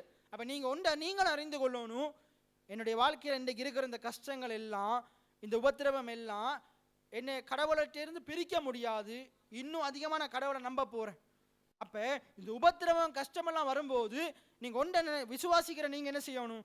இன்னும் அதிகமாக ஆண்டவரை பிடித்து கொள்ளணும், இன்னும் அதிகமாக ஆண்டவரை பிடித்து கொள்ளணும். ஒரு பெரிய மலை, அந்த மலையில் வந்து நீங்கள் குடும்பமாக என்ன செய்றீங்க? ஒரு ட்ரிப் கொண்டு போகிறீங்க. என்ன போன கிழமை நீங்கள் கேள்விப்பட்டிருப்பீங்க, வேர்ல்ட்ஸ் உலக முடிவுன்ற ஒரு இடம் வந்து அங்கே எங்கே இருக்குது? பட்டி போல் அங்கே அந்த இடத்தை தாண்டி போகும்போது இருக்குது உலக முடிவு, வேர்ல்ட் சென்டர்னு சொல்லுவாங்க. அங்கே எல்லாம் டூர் போவாங்க. அப்போ அந்த இடம் இருக்குது, நம்மளும் எதிர்காலத்தில் போவோம். எத்தனை பேர் ஆமேன்னு சொல்கிறீங்க? அப்போ போகும்போது அங்கே என்ன செஞ்சுருக்கேன்? ஜாழ்ப்பாணத்துலேருந்து யூனிவர்சிட்டியிலேருந்து பிள்ளைகள் பொடியங்கள் எல்லாம் ட்ரிப் போயிருக்காங்க. போயிட்டு அங்கேருந்து செல்ஃபி எடுக்கும்போது ஒரு புள்ள கீழே என்ன செஞ்சிருச்சு? விழுந்துருச்சு, காப்பாற்றிட்டாங்க, விழுந்துருச்சு. அப்போ இப்படி தான் பாருங்கள், இன்றைக்கி இப்படி ஒரு நிலைமையில் இப்போ நீங்கள் குடும்பமாக போகிறீங்க, உங்களுடைய பிள்ளைகள் வந்து என்ன செய்கிறாங்க? அங்கேருந்து தவறி விழ போகிறாங்க. இப்போ நீங்கள் கையை நீட்டி என்ன செய்யறீங்க? கையை பிடிச்சிட்டீங்க, நீங்கள் பிடிச்சிட்டீங்க. இப்போ அந்த பிள்ளை என்ன செய்யுது? இப்போ நீங்களும் பிடிச்சிட்டீங்க, அந்த பிள்ளையும் பிடிக்குது, விளங்குதா? இப்போ அந்த பிள்ளையினுடைய ரீதியிலிருந்து பார்க்கும்போது ஒரு கஷ்டம், ஒரு உபத்திரவம். இப்போ அந்த பிள்ளை கையை விடுமா இருந்தால் அது விழுந்துடும், இல்லாமல் போயிடும், அணியாமல் போயிடும், செத்து போயிடும். ஆனால் அந்த உபத்திரவத்தின் மத்தியிலையும் அந்த கஷ்டத்தின் மத்தியிலையும் தன்னுடைய தகப்பன் தாயினுடைய கரத்தை இன்னும் இறுக்கி பிடிச்சு கொள்ளுமா இருந்தா அந்த பிள்ளை விழாது. எத்தனை பேர் ஆமேன்னு சொல்றீங்க? தகப்பன் தாய் கீழே விட்டுற மாட்டாங்க, ஏன் தன்ற பிள்ளை அவங்க என்ன செய்வாங்க? பிடிச்சு கொள்ளுவாங்க. ஆனா இந்த பிள்ளை நம்பிக்கையா இருக்கும்போது, நம்பிக்கையோடு பிடிச்சு கொள்ளும் போது அந்த பிள்ளை விழுந்து போகாது. இல்லை இதுக்கு மேலே அப்பா இழுத்தாலும் காப்பாற்ற முடியாது, ஏன்னா அப்பா கஷ்டப்பட்டு விட்டுருவாரு, இல்லை அப்பாவும் விழுந்துருவாருன்னு நானும் விட போறேன்னு விட்டுருவா இருந்தா அது விழுந்துடும். கடவுள் தகப்பனை நம்பி அந்த தகப்பனை என்ன செய்ய மாட்டார்? கைவிட மாட்டாரு, விட்டுற மாட்டாரு என்று அந்த பிள்ளைய என்ன செய்ய ஒரு பிடிக்கும் போது என்ன நடக்கும்? அதே மாதிரி தான் கீழே விழுந்துடாது. அப்போ நான் உங்களுக்கு சொல்கிறேன், உங்களோட வாழ்க்கையில் இப்படிப்பட்ட ஒரு பெரிய பள்ளத்தாக்குள்ள விழுற மாதிரி ஒரு கஷ்டம் வரும்போது, கஷ்டம் இருக்கும்போது கடவுளை இன்னும் அதிகமாக பிடிச்சு கொள்ளுங்க, விட்டுறாதீங்க, கையை விட்டுற. அவர் விட மாட்டார், நீங்கள் விட்டுறாதீங்க, அவர் உங்களை பிடிச்சு கொண்டு தான் இருக்கிறார். இன்றைக்கி நான் கூட சொல்கிறேன், நீங்கள் பெரிய கஷ்டத்தில் நிறைய பேர் இருக்கலாம், கடவுள் என்ற கையை பிடிச்சு கொண்டு தான் இருக்கிறார். கடவுள் உங்களை கரங்களை பிடிச்சு கொண்டு தான் இருக்கிறார். நான் அவரை பிடிச்சு கொள்ள போகிறேன், அவர் என்னை தூக்கி எடுப்பார். இன்றைக்கி நான் இருக்கிற நிலைமையிலேருந்து என்னை தூக்கி எடுப்பார். அவருக்கு குழியிலிருந்து தூக்கி எடுக்கிறது புதுசு இல்லை, யோசேப்பை தூக்கி எடுத்தார். எத்தனை பேர் ஆமேன்னு சொல்கிறீங்க? அங்கே சிங்கக்கேபி குழியிலிருந்து தானியேலை தூக்கி எடுத்தார். அக்கினி சூளையிலிருந்து சாத்ராக் மேசாக் ஆபேத்நேகோவை தூக்கி எடுத்தார். அவருக்கு புதுசு இல்லை, அவர் கல்லறைக்குள்ளேருந்து வெளியெடுத்தார். அவரால் முடியாத காரியம் ஒன்றுமே கிடையாது. நீங்களும் நானும் விசுவாசிக்கிற ஆண்டவரால் எல்லாம் முடியும். அவர் எல்லா சூழ்நிலைகளை பார்க்கிலும், பிரச்சனைகளை பார்க்கிலும், தேவைகளை பார்க்கிலும் என் ஆண்டவர் பெரியவராக இருக்கிறார். அப்போ நாங்கள் என்ன செய்யணும்? இதைத்தான் சொல்லணும். இதுதான் என்னது, இப்போ நான் சொன்னதுதான் என்னது? உபத்திரவத்தின் நடுவிலையும் மேன்மை பாராட்டுறது, கஷ்டத்தின் நடுவிலையும் மேன்மை பாராட்டுறது, கடன் பிரச்சனை நடுவிலையும் கடவுளை மேன்மை பாராட்டுறது, குடும்ப பிரச்சனை நடுவிலையும் கடவுளை மேன்மை பாராட்டுறது. ஆண்டவரே, பைபிள் சொல்லுது, தாவீது சொல்றார், என் கால்கள் சறுக்கும் போதெல்லாம் தாங்குகிறது உம்முடைய கிருபை. எத்தனை பேர் ஆமேன்னு சொல்றீங்க? அவன் கால் சறுக்குதேன்னு சொல்லிட்டு என்ன செய்யல? அவன் பிரச்சனையை குறித்து மேன்மை பாராட்டல, பிரச்சனையை சொல்லி கொண்டில்லை. அவன் என்ன சொல்றான்? என் கால்கள் சறுக்கும் போதெல்லாம் உம்முடைய கிருபை என்னையே தாங்குது. இப்ப நீங்களும் அப்படித்தான் சொல்லணும். மான்கால்களை போல கர்த்தர் எனக்கு என்ன செய்திருக்கிறார்? கால்களை தந்திருக்கிறார், உயர்ந்த மலையை தாண்ட வச்சிருக்கிறார். இப்போ நீங்க சொல்லணும், என்னுடைய வாழ்க்கையில பலவிதமான காரியத்துக்குள்ள சிக்கி இருக்கிறேன், ஆண்டவர் மான்கால்களை போல கால்களை தந்திருக்கிறார், இந்த பிரச்சனையை தாண்டுவேன், இந்த மலையை தாண்டுவேன். அப்படித்தான் சொல்லணும். எத்தனை பேர் ஆமேன்னு சொல்றீங்க? அப்ப உபத்திரவத்து நடுவுலையும் மேன்மை பாராட்டும் என்று அறிந்து, ஏன் அதை பேசணும்னா நீங்க இதை அறிஞ்சு கொள்ளணும். உபத்திரவத்தின் நடுவுல உபத்திரவத்தை மேன்மை பாராட்டாதீங்க, உடைய பிரச்சனையை மேன்மை பாராட்டாதீங்க, கடவுளை மேன்மை பாராட்டுங்க. கடவுள் எல்லாத்தையும் பார்த்து கொள்ளுவார். ஆபிரகாமுக்கு ஒரு உபத்திரவம், பிள்ளை இல்லை, எல்லாம் இருக்குது, பிள்ளை இல்லை. ஆனா கடவுள் சொல்றாரு, நீ அப்படி சொல்லாத, உன் பேரை நான் மாத்துறேன், உனக்கு என்ன பிள்ளை இல்லைன்னு சொல்லாத, இனி வாயை திறந்து சொல்ற, அநேக ஜாதிகளுக்கு தகப்பன். அவன் வாயை திறந்து சொல்றான், நான் அநேக ஜாதிகளுக்கு தகப்பன். அதனால மாம்ச ரீதியை பார்த்தா ஒன்றுமே இல்லை, ஆனா வாயை திறந்து பேச வைக்கிறார். விசுவாசிக்கிறத பேசு, இல்லாததை பேசாத, நீ நம்புறத பேசு, நான் உனக்கு எதை செய்ய வல்லவராக இருக்கிறேன்னு பேசு. அவன் பேசுறான். கர்த்தர் இல்லாதவைகளை இருக்கிற விதமா அழைக்க வல்லவராக இருக்கிறார். என்ன, மரித்ததை உயிர்ப்பிக்க வல்லவராக இருக்கிறார், இல்லாததை இருக்கிற விதமா கொண்டு வர வல்லவராக. எப்ப அதை பேச வலிக்கிறானோ அப்ப புல்ல உண்டாகுது. கர்த்தரால் ஆகாத காரியம் ஒன்று உண்டோன்னு கேட்கிறார். கர்த்தரால் எல்லாம் ஆகும். இப்ப கர்த்தரால் எனக்கு ஈசாக்கு பிறக்க வைக்க முடியும். இன்னும் ஒரு உட்பவ காலத்துல தேவதூதன் சொன்னபடி எனக்கு பிள்ளை இருக்கும்னு விசுவாசிக்கும் போது ஒரு உட்பவ காலத்துல பிள்ளை பிறக்குது. எத்தனை பேர் ஆமேன்னு சொல்றீங்க? அதே போல வேதம் முழுவதும் இதை பத்தி நம்ம பார்க்கலாம். அப்ப நான் உங்களுக்கு என்ன சொல்றேன்டா, உங்களுடைய வாழ்க்கையில எப்படிப்பட்ட உபத்திரவத்தின் நடுவிலையும் கர்த்தர் அற்புதங்களை செய்வார், கர்த்தர் அடையாளங்களை செய்வார். நான் நன்மையை காண்பேன் வாயை திறந்து சொல்லி பாருங்க, நீங்க அதி சீக்கிரத்தில் உங்களோட உபத்திரவம் எல்லாம் நீங்கும். கர்த்தர் உங்களை உயர்ந்த இடத்துல கொண்டு போய் வைப்பார். எத்தனை பேர் ஆமேன்னு சொல்றீங்க? அதுக்கு அடுத்த வசனத்தை வாசிங்க.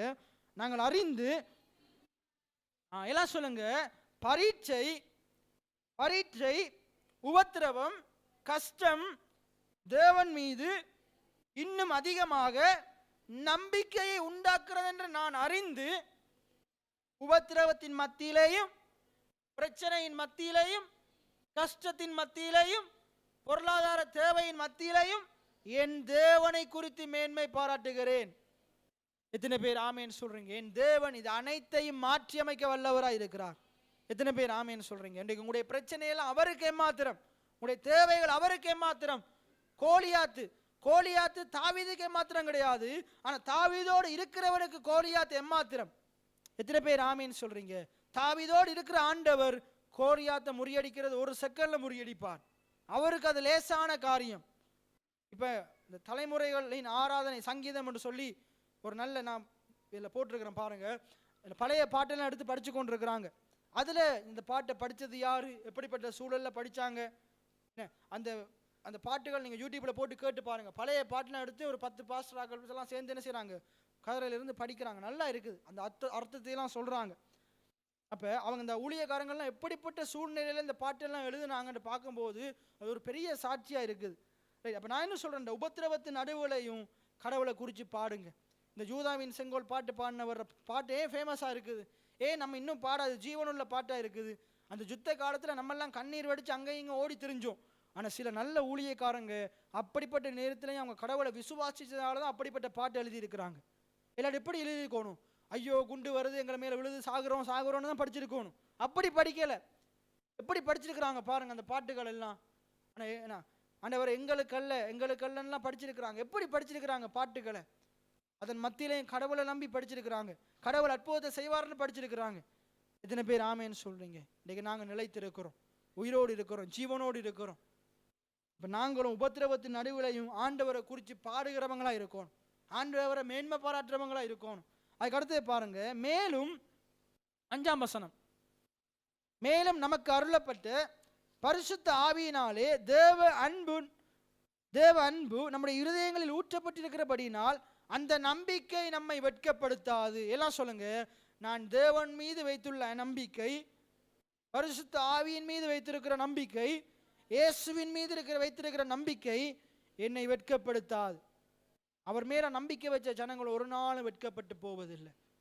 நீங்க அவர் மேல, இயேசுவின் மேல நம்பிக்கை வச்சிருப்பீங்களா இருந்தா, அவருடைய வார்த்தையை சார்ந்திருப்பீங்களா இருந்தா, ஒரு நாளும் வெட்கப்பட்டு போக மாட்டீங்க, ஒரு நாளும் தலை குனிய மாட்டீங்க.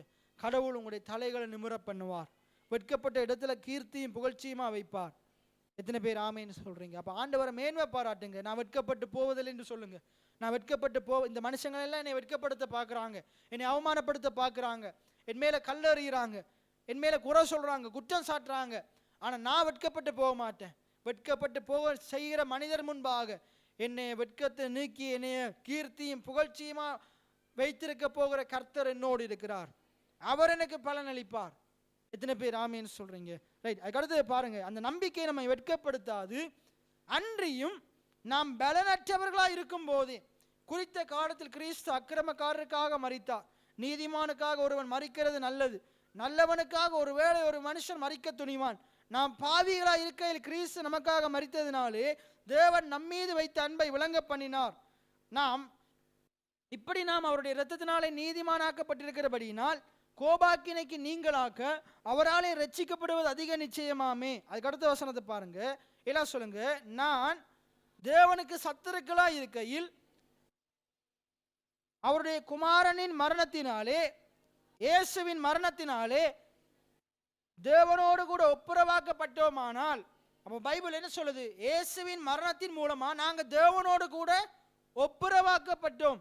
ரைட். ஒப்புரவாக்கப்பட்டோமானால் எல்லாம் சொல்லுங்க, ஒப்புரவாக்கப்பட்டேனானால், ஒப்புரவாக்கப்பட்ட நான் அவருடைய ஜீவனாலே ரட்சிக்கப்படுவது அதிக நிச்சயமாமே.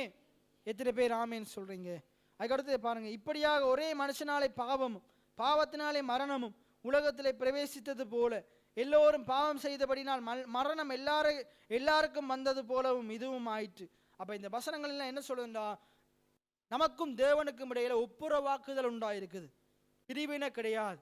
இன்றைக்கு நாங்க தேவனை நோக்கி கூப்பிட்டு அவர் கேட்பாரு, நமக்கு பலன் அளிப்பார். எத்தனை பேர் ஆமேன்னு சொல்றீங்க? அவர் நமக்கு பலன் அளிப்பார். ஆகையினால இன்றைக்கு நிறைய ஜனங்கள் ஜெபம் பண்ணாததுக்கு காரணம், தேவனோட ஏனோக்கு போல நேரத்தை செலவிடாததுக்கு காரணம், அவங்க இந்த சத்தியத்தை அறிந்து கொள்ளலை. இந்த சத்தியத்தை அறிந்து கொள்ளாததுனால தேவனோட நேரத்தை செலவிடாமல் இருக்கிறாங்க, நான் உங்களுக்கு சொல்றேன், உங்களுடைய பிரச்சனைகளுக்கான ஒரே பதில் ஆண்டவரோடு கூட நேரத்தை செலவிடுங்க, ஆண்டவரோடு கூட ஐக்கியமா இருங்க, தேவன்ல நிலைத்திருங்க. தேவனோடு நீங்க நிலைத்திருக்கும் போது கடவுள் உங்களுடைய எல்லா பிரச்சனைகளையும் மாற்றுவார். எத்தனை பேர் ஆமேன்னு சொல்றீங்க? இப்ப நாங்க திருப்பிக் கொள்ளுவோம். எபிரேயர் 11ஆம் அதிகாரம், எபிரேயர் 11வது அதிகாரம் 6வது வசனத்தை நாங்க வாசிக்க போகிறோம். விசுவாசம் இல்லாமல் தேவனுக்கு பிரியமா இருப்பது, இன்றைக்கு உங்கள்கிட்ட என்னவும் இருக்கலாம், உங்களோட குடும்பத்தில் என்னவும் இருக்கலாம், நம்மளோட சபையில என்னவும் இருக்கலாம். இந்த சபையில விசுவாசம் இல்லாட்டி தேவன் நம்மையில பிரியமா இருக்க மாட்டார். இந்த சபையில எல்லா வளங்களும் இருந்தாலும், ஆசீர்வாதங்களும் இருந்தாலும், நிறைய திரளா ஜனங்களும் இருந்தாலும், விசுவாசம் இல்லாட்டி ஆண்டவர் பிரியமா இருக்க மாட்டார். ஆனா ஒரு மனுஷன் இந்த இடத்துல இருந்து அவன் கடவுளை விசுவாசிச்சா ஆண்டவர் அந்த சபையின் மேல பிரியமா இருப்பார். எத்தனை பேர் ஆமேன்னு சொல்றீங்க? பக்கத்துல ஒரு 1000 பேர் நிரம்பின ஒரு சபை இருக்குது. அங்க ஒரு விசுவாசின்னு பேர் வச்சு கொண்டு ஒருத்தனும் கடவுள் மேல விசுவாசமா இல்லாட்டி அந்த சபையின் மேல கடவுள் பிரியமா இருக்க மாட்டார்.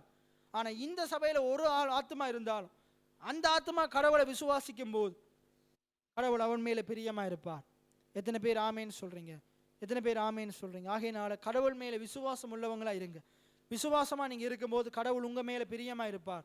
உங்க குடும்பம் எந்த உபத்திரவத்தின் மத்தியிலையும் கடவுளை விசுவாசிக்கும் போது ஆண்டவர் உங்க மேல பிரியமா இருக்கிறதுனால அந்த சூழ்நிலைகளை மாற்றுவார். இன்னைக்கு உபத்திரவத்தின் நடுவில் நீங்க கடவுளை விசுவாசிக்கிறத பின்வாங்கி போவீங்களா இருந்தா எபிரேயர் 10:38 வாசிங்க. எபிரேயர் 10:38. எபிரேயர் 10 எல்லாம் சொல்லுங்க. விசுவாசத்தினாலே நீதிமான் பிழைப்பான், பின்வாங்கி போவான், ஆனால் அவன் மேலே ஆத்துமா பிரியமா இராது. என்ன தேவன் சொல்றார், விசுவாசத்தை விட்டு பின்வாங்கி போறவன் மேல நான் பிரியமா இருக்க மாட்டேன். அப்ப நீங்களும் உங்களோட குடும்பமும் நானும் என்னுடைய குடும்பமும் நம்முடைய சபையாக நாங்கள் விசுவாசத்தை விட்டு என்ன செய்திடக்கூடாது, பின்வாங்கி போக கூடாது. விசுவாசத்தை விட்டு பின்வாங்கி போக கூடாது. இப்போ விசுவாசத்தை விட்டு பின்வாங்கி கூடாது, பின்வாங்கி போக கூடாதுன்ற என்ன பினகாஸ்? எப்படி விசுவாசத்தை விட்டு பின்வாங்கி போறது? வாயில பேசுகிற வார்த்தைகள் விசுவாச வார்த்தையா இருக்கும். நீங்க விசுவாசிக்கிற வார்த்தை, வேதத்தில் இருக்கிற வார்த்தையை வாயில பேசணும். அதுக்கு மாறா பேசும்போது நீங்க விசுவாசத்தை விட்டு பின்வாங்கி போயிட்டீங்க. நீங்க நடக்கிற வாழ்க்கை, நீங்க உங்களோட நடக்க அது விசுவாசத்தில் நீங்க நடக்கணும். மாறி நடக்கும்போது அது விசுவாசத்தில் ஆபிரகாமும் விசுவாசத்தை விட்டு பின்வாங்கி போனான். ஆண்டவர் ஆபிரகாமுக்கு சொல்லியிருந்தாரு, நான் உன் கற்பத்தின் கனி ஆசீர்வதிப்பேன், உனக்கு ஈசாக்கு பிறப்பான். ஆனா அவன் விசுவாசத்தை விட்டு பின்வாங்கி போய் மனைவியினுடைய பேச்சை கேட்டு, அப்படின்டா விசுவாசத்தை விட்டு பின்வாங்கி போறேன்டா, ஆண்டுடைய வார்த்தையை கேட்டு அதன்படி நடக்காம பிசாசினுடைய உலக மனுஷனுடைய வார்த்தையை கேட்டு அதன்படி நடக்கிறது என்னது? விசுவாசத்தை விட்டு பின்வாங்கி போறது. அப்ப ஆண்டவர் சொன்ன வார்த்தைக்கு கீழ்ப்படியாம சாராளுடைய வார்த்தைக்கு கீழ்ப்படிந்து ஆகார் மூலமா இஸ்மவேலை பெற்றெடுத்தது என்னது? விசுவாசத்தை விட்டு பின்வாங்கி போயிட்டான். அப்ப நம்மளும் இப்படித்தான். ஆண்டவர் நமக்கு நிறைய காரியங்களை தர வல்லவரா இருக்கிறார் என்று அறிந்தும் அந்த சத்தியத்தை கேட்டும் நான் உனக்கு தருவேன் என்று சொல்லியும் தவறான தொழில் செஞ்சு பிழைக்கிறது என்னது? விசுவாசத்தை விட்டு பின்வாங்கி போறது. இன்றைக்கு அநேகர் இப்படித்தான் இருக்கிறாங்க. ஆண்டவர் சில காரியங்களை நமக்கு செய்ய சொல்லியிருக்கிறார், அதை தெரிஞ்சும் அதை செய்யாம, விளங்குதா, அதை மறுதளிச்சு அதை செய்யாம நம்ம நினைச்சதை செய்யறது என்னது? விசுவாசத்தை விட்டு பின்வாங்கி போறது. வேதத்தில் நிறைய காரியங்கள் ஆண்டவர் நமக்கு சொல்றார். என்ன, பரிதானம் வாங்காத, வட்டிக்கு பணம் கொடுக்காத, இப்படியெல்லாம் சொல்றார். ஆண்டவர் சொல்லியிருக்கிறார். அதை செய்யாம அதெல்லாம் அப்படித்தான் சொல்லுவார், பாஸ்டர் அப்படித்தான் சொல்லுவார், பிரகாஷ் அப்படித்தான் சொல்லுவார், பைபிள் அப்படித்தான் சொல்லும். ஆனா நம்ம சாப்பிடணும் இல்லையா, பிழைக்கணும் இல்லையா, வாங்கணும் இல்லையான்னு செய்யறது, செஞ்சுட்டு கடைசியில் போய் இருக்கிறது. இருக்கிற கடவுளை எனக்கு ஏன் கை விட்டிக்கண்டா, அது ஆண்டவர் செய்யல. நம்முடைய அறியாமையினால நாங்க சங்காரம் ஆகிறோம். வேதத்தை சரியா அறிஞ்சு கொள்ளாம சங்காரம் ஆகணும். இன்றைக்கு நான் சொல்லுவேன், அறியாமை இல்லை, நிறைய பேர் தெரிஞ்சு கொண்டே செய்யறாங்க, அறிந்து கொண்டே செய்யறாங்க, சத்தியம் இன்னதென்று தெரிந்தே செய்யறாங்க. இன்றைக்கு நம்ம ஆக்களுக்கு தெரியாதா ஞாயிற்றுக்கிழமை ஆண்டுடைய சமூகத்துக்கு வரணும்? உங்களுக்கு தெரியாதா ஒவ்வொரு நாளும் பைபிளை இரவும் பகலும் வேத தியானிக்கணும்? யாருக்காச்சும் தெரியலன்னு கையை எடுத்துங்க பார்ப்போம். ஒவ்வொரு நாளும் நான் இரவும் பகலும் பைபிளை படிக்கணும்னு எனக்கு தெரியாது, யாராச்சும் கையை எடுத்துங்க பார்ப்போம். தெரியும், ஆனால் தெரிஞ்ச உடனே நம்ம என்ன செய்யறோம்? பைபிள் சொல்றது இரவும் பகலும் தியானிக்கிற மனுஷன் பாக்கியவான், பாக்கியவான் நாளுக்கு நாள் வளருவான் அப்படின்னு தெரிஞ்சும் எங்க வளர போறோம்? அந்த அவநம்பிக்கையினால், அவிசுவாசத்தினால தான் நம்ம என்ன செய்யறோம்? இல்லை, பைபிள் எடுக்கிறோமே இல்லை. ஆனா அது உண்மையா நம்புவோமா இருந்தா, நான் இரவும் பகலும் வேதத்தை தியானிக்கிறதுனால தான் பிழைப்பேன், இந்த வார்த்தையினால தான் பிழைப்பேன்னு உண்மையா விசுவாசிக்கிறவன் ஒவ்வொரு நாளும் பைபிள் எடுத்து படிப்பான். எத்தனை பேர் ஆமேன்னு சொல்றீங்க? அப்ப அறியாமலா செய்யறோம்? அறிஞ்சு கொண்டு படிக்காம இருக்கிறோம், வேணுமென்று படிக்காம இருக்கிறோம். என்ன, வேணுமென்று படிக்காம இருக்கிறோம், ஆண்டுடைய காரியங்களை ஒதுக்குறோம். ஆண்டவர் சொல்றாரு, போன கிழமைக்கு முதல் கிழமை பார்த்தோம், ஆண்டவர் நீதிமொழியில சொல்றாரு, அவங்க என்ன செய்யறாங்க? கடிந்து கொள்ளுதல தள்ளுனாங்களாம். எடுங்க நீதிமொழிகள் முதலாம் அதிகாரம், நீதிமொழிகள் முதலாவது அதிகாரம், நீதிமொழிகள் முதலாவது அதிகாரம்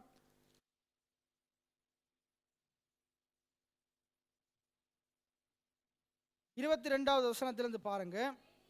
பேதைகளே, பாருங்க, பேதைகள், பேத கூடி ஆணுடைய வார்த்தையை கேட்கும் போது அவன் என்ன செய்வானா? ஞானம் அடைவான் என்று வேதம் சொல்லுது.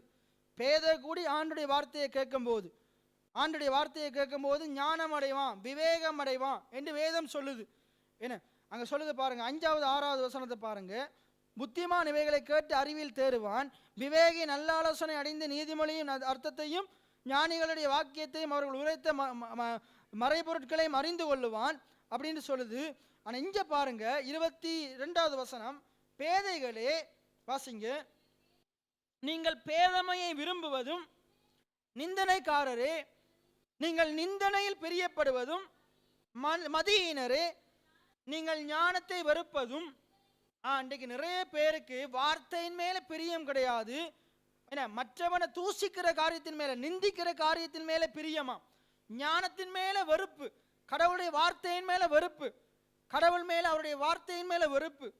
எது வரைக்கும் நீங்க இப்படி செய்வீங்க? எது வரைக்கும் ஆண்டுடைய வார்த்தையை தள்ளி உலக காரியத்தின் மேல பிரியமா இருப்பீங்கன்னு ஆண்டவர் கேட்கிறார். ஆண்டவர் சொல்றார், என் கடிந்து கொள்ளுதலுக்கு திரும்புங்கள். கடிந்து கொள்ளுதலை கேட்டு மனம் மாறி திரும்புங்க. அதுக்கடுத்து வாசிங்க. இதோ என் ஆவியை உங்களுக்கு அருளுவேன், என் வார்த்தைகளை உங்களுக்கு தெரிவிப்பேன். நான் கூப்பிட்டும் நீங்கள் கேட்க மாட்டோம் என்கிறீர்கள். நான் என் கையை நீட்டியும் ஒருவனும் இல்லை. இந்த சொல்லுது பாருங்க, என் ஆலோசனை எல்லாம் நீங்கள் தள்ளி என் கடிந்து கொள்ளுதலை பாருங்க. இன்றைக்கு இதனாலதான் நிறைய பேருக்கு தெரியும், தெரிஞ்சு கொண்டு ஆண்டுடைய ஆலோசனை எல்லாம் தள்ளி ஆண்டுடைய கடிந்து கொள்ளுதலையும் வெறுத்தாங்க. இன்றைக்கு அதனாலதான் விசுவாச வாழ்க்கை வாழ முடியல. இன்னைக்கு நீங்களும் நானும் தேவனுடைய பிள்ளைகளா இருக்கிறோம். தேவனுடைய விசுவாச பிள்ளைகளா இருக்கிறோம். எல்லாம் சொல்லுங்க, தேவனுடைய விசுவாச பிள்ளையாய் நான் இருக்கிறேன். இப்போ நான் விசுவாசிச்சு தான் நடக்கணும். இந்த உலகத்தில் வாழ்கிற நாட்களில், பாவம் நிறைந்த அக்கிரமம் நிறைந்த உலகத்தில் ஏனோக்கு எப்படி தேவனோடு சஞ்சரித்தானோ, எப்படி தேவனோடு நடந்தானோ, எப்படி தேவனோடு நேரம் செலவிட்டானோ, நாங்களும் தேவனோடு விசுவாசித்து நேரம் செலவிடணும், தேவனோடு நேரத்தை செலவிடணும். அப்போ விசுவாசம் இல்லாத தேவனுக்கு பிரியமாக இருக்க முடியாது. என்ன முடியாது? இன்னொரு வசனத்தை எடுத்துக்கொள்ளுங்க. நீதிமொழிகள் 21:23. நீதிமொழிகள் 21, நீதிமொழிகள் 20.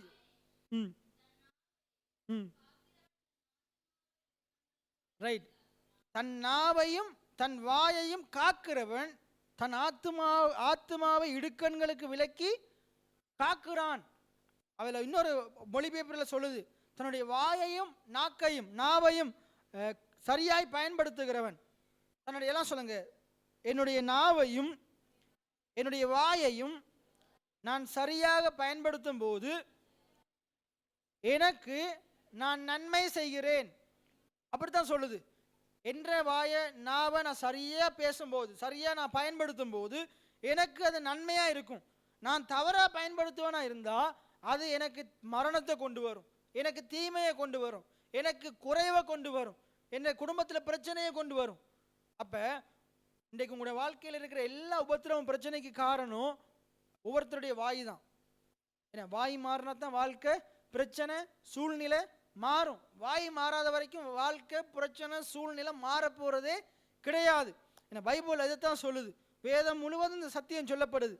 ஆகையினால நம்முடைய நாவை சரியா பயன்படுத்தணும். இதுல சொல்லுது, ஒரு வார்த்தை சொல்லுது பாருங்க, தன் ஆத்துமாவை இடுக்கண்களுக்கு விலக்கி காக்குறான். அப்ப நம்முடைய ஆத்துமா மீட்பு விலையேற பெற்றதா இருக்குது. நம்ம ஆத்துமா மீட்பு விலையேற பெற்றதா இருக்குது. பைபிள் சொல்றது, அந்த மனம் ஆத்துமா புதிதாகிறதுனாலே மறுரூபமாகுங்கள்.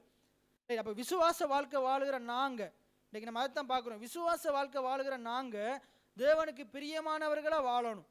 அப்படின்டா நாங்க தேவனை விசுவாசிக்கணும். தேவனை விசுவாசிக்கணும்டா நமக்கு வசனம் தேவை. என்ன தேவை? வசனம் தேவை. தேவன் மேல விசுவாசம் அதிகரிக்கணுமா இருந்தா என்ன தேவை? வசனம் தேவை. அப்ப வசனத்தை கேட்கணும், வசனத்தை படிக்கணும், வசனத்தை தியானிக்கணும். தியானிக்கும் போது என்ன நடக்குதுண்டா மனம் புதிதாகுது. ஆண்டவர் சொல்றாரு, அவன் மேல என் ஆத்துமா பிரியமா இராது. வார்த்தையை கேட்க கேட்க என்ன நடக்குது? இப்ப நீங்க பிரசங்கம் கேட்கறதுனால என்ன பிரயோஜனம்? உங்களோட மனம் புதிதாகுது. நீங்க ஒரு புதிய சத்தியத்தை அறிந்து கொள்றீங்க. எத்தனை பேர் ஆமேன்னு சொல்றீங்க? மனம் புதிதாகணும். வசனத்தின் மூலமா மனம் புதிதாகணும். மனதை புதிதாகிறதுக்கு வேற எதையும் என்ன செய்ய முடியாது. இப்போ பைக்கை சர்வீஸ் சென்டர் இருக்குது, போனை சர்வீஸ் பண்றதுக்கு சர்வீஸ் சென்டர் இருக்குது. நீங்க உங்களோட சரீரத்தை நீங்களா போயிட்டு என்ன செய்யலாம்? பாத்ரூம்ல போய் குளிச்சு சர்வீஸ் பண்ணிடலாம், சுத்திகரிச்சிடலாம். சரீரத்தை இருக்கிற அழுக்குகளை என்ன செஞ்சு எடுத்து போட்டுடலாம். உங்களோட மனதை தூய்மையாக்குறதுக்கு என்ன இருக்குது? தேவனுடைய வார்த்தை இருக்குது. தேவனுடைய வார்த்தை நம்முடைய மனதை உள்ளும் தெரியங்களை ஆராய்ந்து அறிகிறதா இருக்குது, சுத்திகரிக்கிறதா இருக்குது. எல்லாம் சொல்லுங்க, என் ஆண்டவருடைய வார்த்தை என்னுடைய இருதயத்தை சுத்திகரிக்குது. எத்தனை பேர் ஆமேன்னு சொல்றீங்க? எத்தனை பேர் ஆமேன்னு சொல்றீங்க? ஆகையினால ஒவ்வொரு ஞாயிற்றுக்கிழமை மட்டும் இல்லை, ஞாயிற்றுக்கிழமை இங்கே வாங்க, முடியுமாண்டா செவ்வாய்க்கிழமை வாங்க. வந்து இந்த இடத்துல இருந்து என்ன ஆண்டவர் நமக்கு சர்வீஸ் பண்ணுவார். நம்ம சும்மா இருந்தா போதும், அமைதியா இருந்தா போதும். அவர் வசனத்தினால நம்மளை சுத்திகரிப்பார். வீட்டில் இருக்கும்போது என்ன செய்யுங்க? ஒவ்வொரு நாளும் பைபிள் எடுத்து என்ன செய்யுங்க? உங்கள் இருதயத்தை மனதை சர்வீஸ் பண்ணுங்க. சர்வீஸ் பண்ணலாட்டி அது என்ன செய்யும்? அது என்ன பைபிள் சொல்லுது, இருதயமானது திருக்குள்ளதும். சர்வீஸ் பண்ணலாட்டி அந்த திருக்குள்ள கேடுள்ள இருதயம் உங்களோட குடும்பத்தையே ரெண்டா பிரிச்சிடும். வசனத்தினால உங்கள் இருதயத்தை நீங்கள் சர்வீஸ் பண்ணலாட்டி, சுத்திகரிக்கலாட்டி, அந்த இருதயம், அந்த கேடு நிறைந்த திருக்குள்ள இருதயம் உங்களோட குடும்பத்தை ரெண்டாக்கிரும், உங்களோட வாழ்க்கையில் இருக்கிற வளங்களை ரெண்டாக்கிரும், ஒன்றுமே இல்லாமல் ஆக்கிரும், இருக்கிறதையும் இல்லாமல் ஆக்கிரும். அப்போ என்ன செய்யணும்? எப்பயுமே இருதயம் வசனத்தினால சர்வீஸ் ஆகிக்கொண்டே இருக்கணும். சர்வீஸ் எப்போ ஆகணும்? மாசத்துல ஒருக்கையா, மாசத்துல 4 தடக்கையா? இல்லை, ஒவ்வொரு நாளும் அனுதினமும். ஒரு பாட்டு இருக்குது, அனுதினமும் உம்மோடு நான் நேரத்தை செலவிட அருள் தாருமேன்னு ஒரு பாட்டு இருக்குது. அனுதினமும் நீங்கள் தேவனோடு நேரத்தை செலவழிக்கணும். எத்தனை பேர் ஆமேன்னு சொல்கிறீங்க? அப்போ நான் உங்களுக்கு சொல்கிற காரியம் என்னென்றா, இன்றைக்கி நம்ம பார்த்த காரியம் என்னென்றா, இன்னைக்கு தேவனோடு நிறைய பேரால் நேரம் செலவிட முடியலை. எப்படி நேரம் செலவிடுறன்ற சத்தியத்தை அறிஞ்சு கொள்ளணும். நான் உங்களுக்கு சொல்கிறேன், உங்களோட வாழ்க்கையில் இருக்கிற எல்லா பிரச்சனைக்குமான தீர்வு ஆண்டவர் தான். அவரோட நேரத்தை செலவிடுங்க. அவரை குறித்து மேன்மை பாராட்டுங்க. பிரச்சனையை குறித்து மேன்மை பாராட்டாதீங்க, அவரை குறித்து மேன்மை பாராட்டுங்க. அடுத்த காரியம் பேசினேன், மனது. உங்களோட மனது இருதயம் புதிதாகனமாக இருந்தால் அதை ஆண்டவருக்கு சேவிஸில் கொண்டு வந்து கொடுங்க. எப்படி சேவிஸில் கொடுங்க? கலட்டி அப்படித்தான் துப்புரவாக்குவார். என்ன, நீங்கள் கவனமாக இந்த சத்தத்துக்கு செவி கொடுக்கும்போது, நான் விசுவாசிக்கிறேன் இந்த வார்த்தை உங்களுக்கு இருதயத்துக்குள்ளே போய் ஏதோ ஒரு மாற்றத்தை செய்து கொண்டிருக்குது. எத்தனை பேர் ஆமேன்னு சொல்கிறீங்க? உங்கள் இருதயத்தை, மனதை புதிதாக்குது. உங்களோட மனதில் இருக்கிற தவறான காரியங்களை பிடுங்கி எறியுது, சரியான காரியங்களை விதைக்குது, கலைகளை பிடுங்கி எறியும். கடவுளுடைய சத்திய வார்த்தை உங்களோட இருதயத்தில் இருக்கிற கலைகளை பிடுங்கி எறியும். எத்தனை பேர் ஆமேன்னு சொல்கிறீங்க? நல்ல எண்ணங்களுக்கு உரமாக இருக்கும். இப்போ என்ன செய்யணுமென்றா, நீங்களும் நானும் ஒவ்வொரு நாளும் கடவுளுடைய வார்த்தையை கேட்கிறவர்களாக இருக்கணும். விசுவாசத்தில் வளரணும், விசுவாசத்தை வளர்த்து கொள்ளணும். உங்களுடைய விசுவாசத்தை நீங்கள் தான் வளர்த்து கொள்ளணும். உங்களோட விசுவாசத்தை நீங்கள் தான் வளர்த்து கொள்ளணும். உங்களோட செவியை நீங்கள் தான் கடவுளுக்கு வார்த்தைக்கு கொடுக்கணும். நான் என்ன செய்ய முடியாது, உங்களுக்கு கட்டாயப்படுத்த முடியாது. நீங்கள் விரும்பணும், நீங்கள் கடவுளுடைய வார்த்தையை கேட்க விரும்பணும். பைபிள் சொல்லுது, வேதத்தின் மேல் பிரியமாக இருந்து. நீங்கள் வேதத்தின் மேலே பிரியமாக இல்லாட்டி அது எந்த பயனுமே இல்லை. பிரியத்தோடு விருப்பத்தோடு கேளுங்க. யாரெல்லாம் கடவுளுடைய வேத வார்த்தையின் மேலே பிரியமாக இருக்கிறானோ அவன் விசுவாசத்தில் வளருவான். யாரெல்லாம் கடவுளுடைய வார்த்தையின் மேலே பிரியமாக இருந்து விசுவாசத்தில் வளர்றானோ அவன் மேலே ஆண்டவர் பிரியமாக இருக்கிறார். எத்தனை பேர் ஆமீன்? ஆண்டவர் யார் மேலே பிரியமாக இருக்கிறாரு? யாரெல்லாம் கடவுளுடைய வார்த்தையை கேட்டு விசுவாசத்தில் வளர்றானோ அவன் மேலே ஆண்டவர் பிரியமாக இருக்கிறார். அவனை ஆண்டவர் ஆசீர்வதிப்பார், அவனை ஆண்டவர் உயர்த்துவார், அவனை ஆண்டவர் மேன்மைப்படுத்துவார். யாரெல்லாம் ஆண்டுடைய வார்த்தையை தள்ளி, ஆண்டுடைய ஆலோசனையை தள்ளி, ஆண்டுடைய கழிந்து கொள்ளுதலை தள்ளி நடக்கிறாங்களோ அவன் மேல ஆண்டுடைய ஆத்மா பிரியமாய் இராது. ஆண்டுடைய ஆத்மா பிரியமாய் இராது. இன்றைக்கு நிறைய பேர் பைபிள் படிக்கிற பழக்கம் இல்லாமல் இருக்கலாம். ஒருவேளை உங்களால் வாசிக்க தெரியல, படிக்க முடியலன்னா வீட்டில் இருக்கிற ஆட்டியாச்சு சொல்லி அவங்க படிக்கும்போது கேளுங்க. இல்லாட்டி ரேடியோலாம் நிறைய கொடுத்துருக்குறோம், அந்த ரேடியோவில் வசனத்தை போட்டு கேளுங்க. இல்லாட்டி நல்ல ஃபோன் வச்சுருக்கிறீங்க, அதை போட்டு கேளுங்க. டிவியில் போட்டு கேளுங்க. என்ன, வசனத்தை கேட்க முடியல, படிக்க முடியல, இரவு பகலும் தியானிக்க முடியலன்னு சாக்கு போக்க சொல்ல முடியாது. சாக்கு போக்க சொல்ல முடியும். பைபிள் இல்லாட்டி எவ்வளவோ பைபிள் இருக்குது. ஏன்னா வந்து கேட்டு வாங்குங்க. ஆகையினால உங்களோட வாழ்க்கைக்கு உங்களோட ஆத்மாவுக்கு நீங்கள் தான் உத்தரவாதம். உங்களோட ஆத்மாவை நீங்கள் தான் காத்துக்கொள்ளணும். அதுக்கு ஆண்டவர் வல்லமையான வார்த்தையை தந்திருக்கிறார். எத்தனை பேர் ஆமேன்னு சொல்றீங்க? இந்த அவருடைய வசனம் ஆவியின் பட்டயமாக இருக்குது. இதுதான் உங்களுடைய பாதுகாப்பு, இதுதான் உங்களுடைய பாதுகாப்பு. உங்களுடைய வாழ்க்கையில் வருகிற எல்லா பிரச்சனைக்கும், எதிரிகளுக்கும், என்ன தேவையில்லாத என்ன மனுஷனுடைய வீண் வார்த்தைகளிலிருந்து நீங்கள் தப்புவிக்கப்படணுமா இருந்தால் இதுதான் உங்களுடைய பாதுகாப்பு. ஆகையினால் இந்த வசனத்தை பிடித்து கொள்ளுங்க. நான் முன்பு சொன்னது போல நீங்கள் ஆண்டவரை பிடித்து கொள்ளுங்க. உபத்திரவ காலத்தில் இன்னும் அதிகமாக ஆண்டவரை தேடுங்க, ஜெபிங்க, ஆண்டவருக்கு முக்கியத்துவம் கொடுங்க. உங்களோட சூழ்நிலை எல்லாம் ஆண்டவர் மாற்றுவார். நீங்களும் ஏனோக்கு போல தேவனோடு கூட நீடித்த தூரம் நடக்க முடியும், விசுவாச வாழ்க்கை வாழ முடியும். உபத்திரவத்திலையும் கடவுளை குறித்து மேன்மை பாராட்டுங்க. ஆண்டவர் எல்லாற்றையும் மாற்றுவார். என்னுடைய பிரச்சனை எல்லாம் மாறும். எல்லாம் சொல்லுங்க, என்னுடைய பிரச்சனை எல்லாம் மாறும், என்னுடைய சூழ்நிலை மாறும். என் கர்த்தர் அதை மாற்றுவார், என் கர்த்தர் அதை மாற்றுவார். நான் நம்புகிறது அவராலே வரும், நான் நம்புகிறது அவராலே வரும். என் கர்த்தர் அனைத்தையும் செய்து முடிக்க மாற்ற உள்ளவராக இருக்கிறார். எத்தனை பேர் ஆமேன்னு சொல்றீங்க? இன்றைக்கு நீங்கள் எப்படிப்பட்ட காரிய உபத்திரவத்தில் இருந்தால், எப்படிப்பட்ட நிலையில் இருந்தால், உங்கள் நிலைமைகள் அனைத்தையும் கர்த்தர் அறிந்திருக்கிறார். உங்கள் ஆண்டவர் வெட்கமடைய செய்ய விட மாட்டார். அவரை நம்புகிற என்னை ஆண்டவர் வெட்கமடைய செய்ய விட மாட்டார். எத்தனை பேர் ஆமேன்னு சொல்றீங்க? அப்படி நாங்கள் அனைவரும் விழுந்து நின்றவர்களாக நாங்கள் ஒரு பாடலை பாடுவோம். இன்றைக்கு நம்முடைய உலகத்தில் நாங்கள் வாழ்ந்தாலும் உலகத்தின் மீது ஆண்டவர் சொல்றாரு, உலகத்தையும் அதன் காரியங்களை அன்பு கூறாதிருங்கள். நாங்கள் தேவனை நேசிக்கும் போது தேவன் அனைத்தையும் மாற்றுவார். இன்னைக்கு உங்களுடைய தேவனுடைய ராஜ்யத்தை நாங்கள் தேடுகிறவங்களா இருக்கணும். எல்லாம் சேர்ந்து நாங்கள் ஒரு பாடலை நாங்கள் படிக்க போகிறோம். பரலோகமே என் சொந்தமே என்று காண்பேனோ, பரலோகமே என் சொந்தமே என்று காண்பேனோ, என் இன்ப இயேசுவை நான் என்று காண்பேனோ, என் இன்ப இயேசுவை நான் என்று வருத்தம் பசிதாக மன துயரம் அங்கே இல்லை,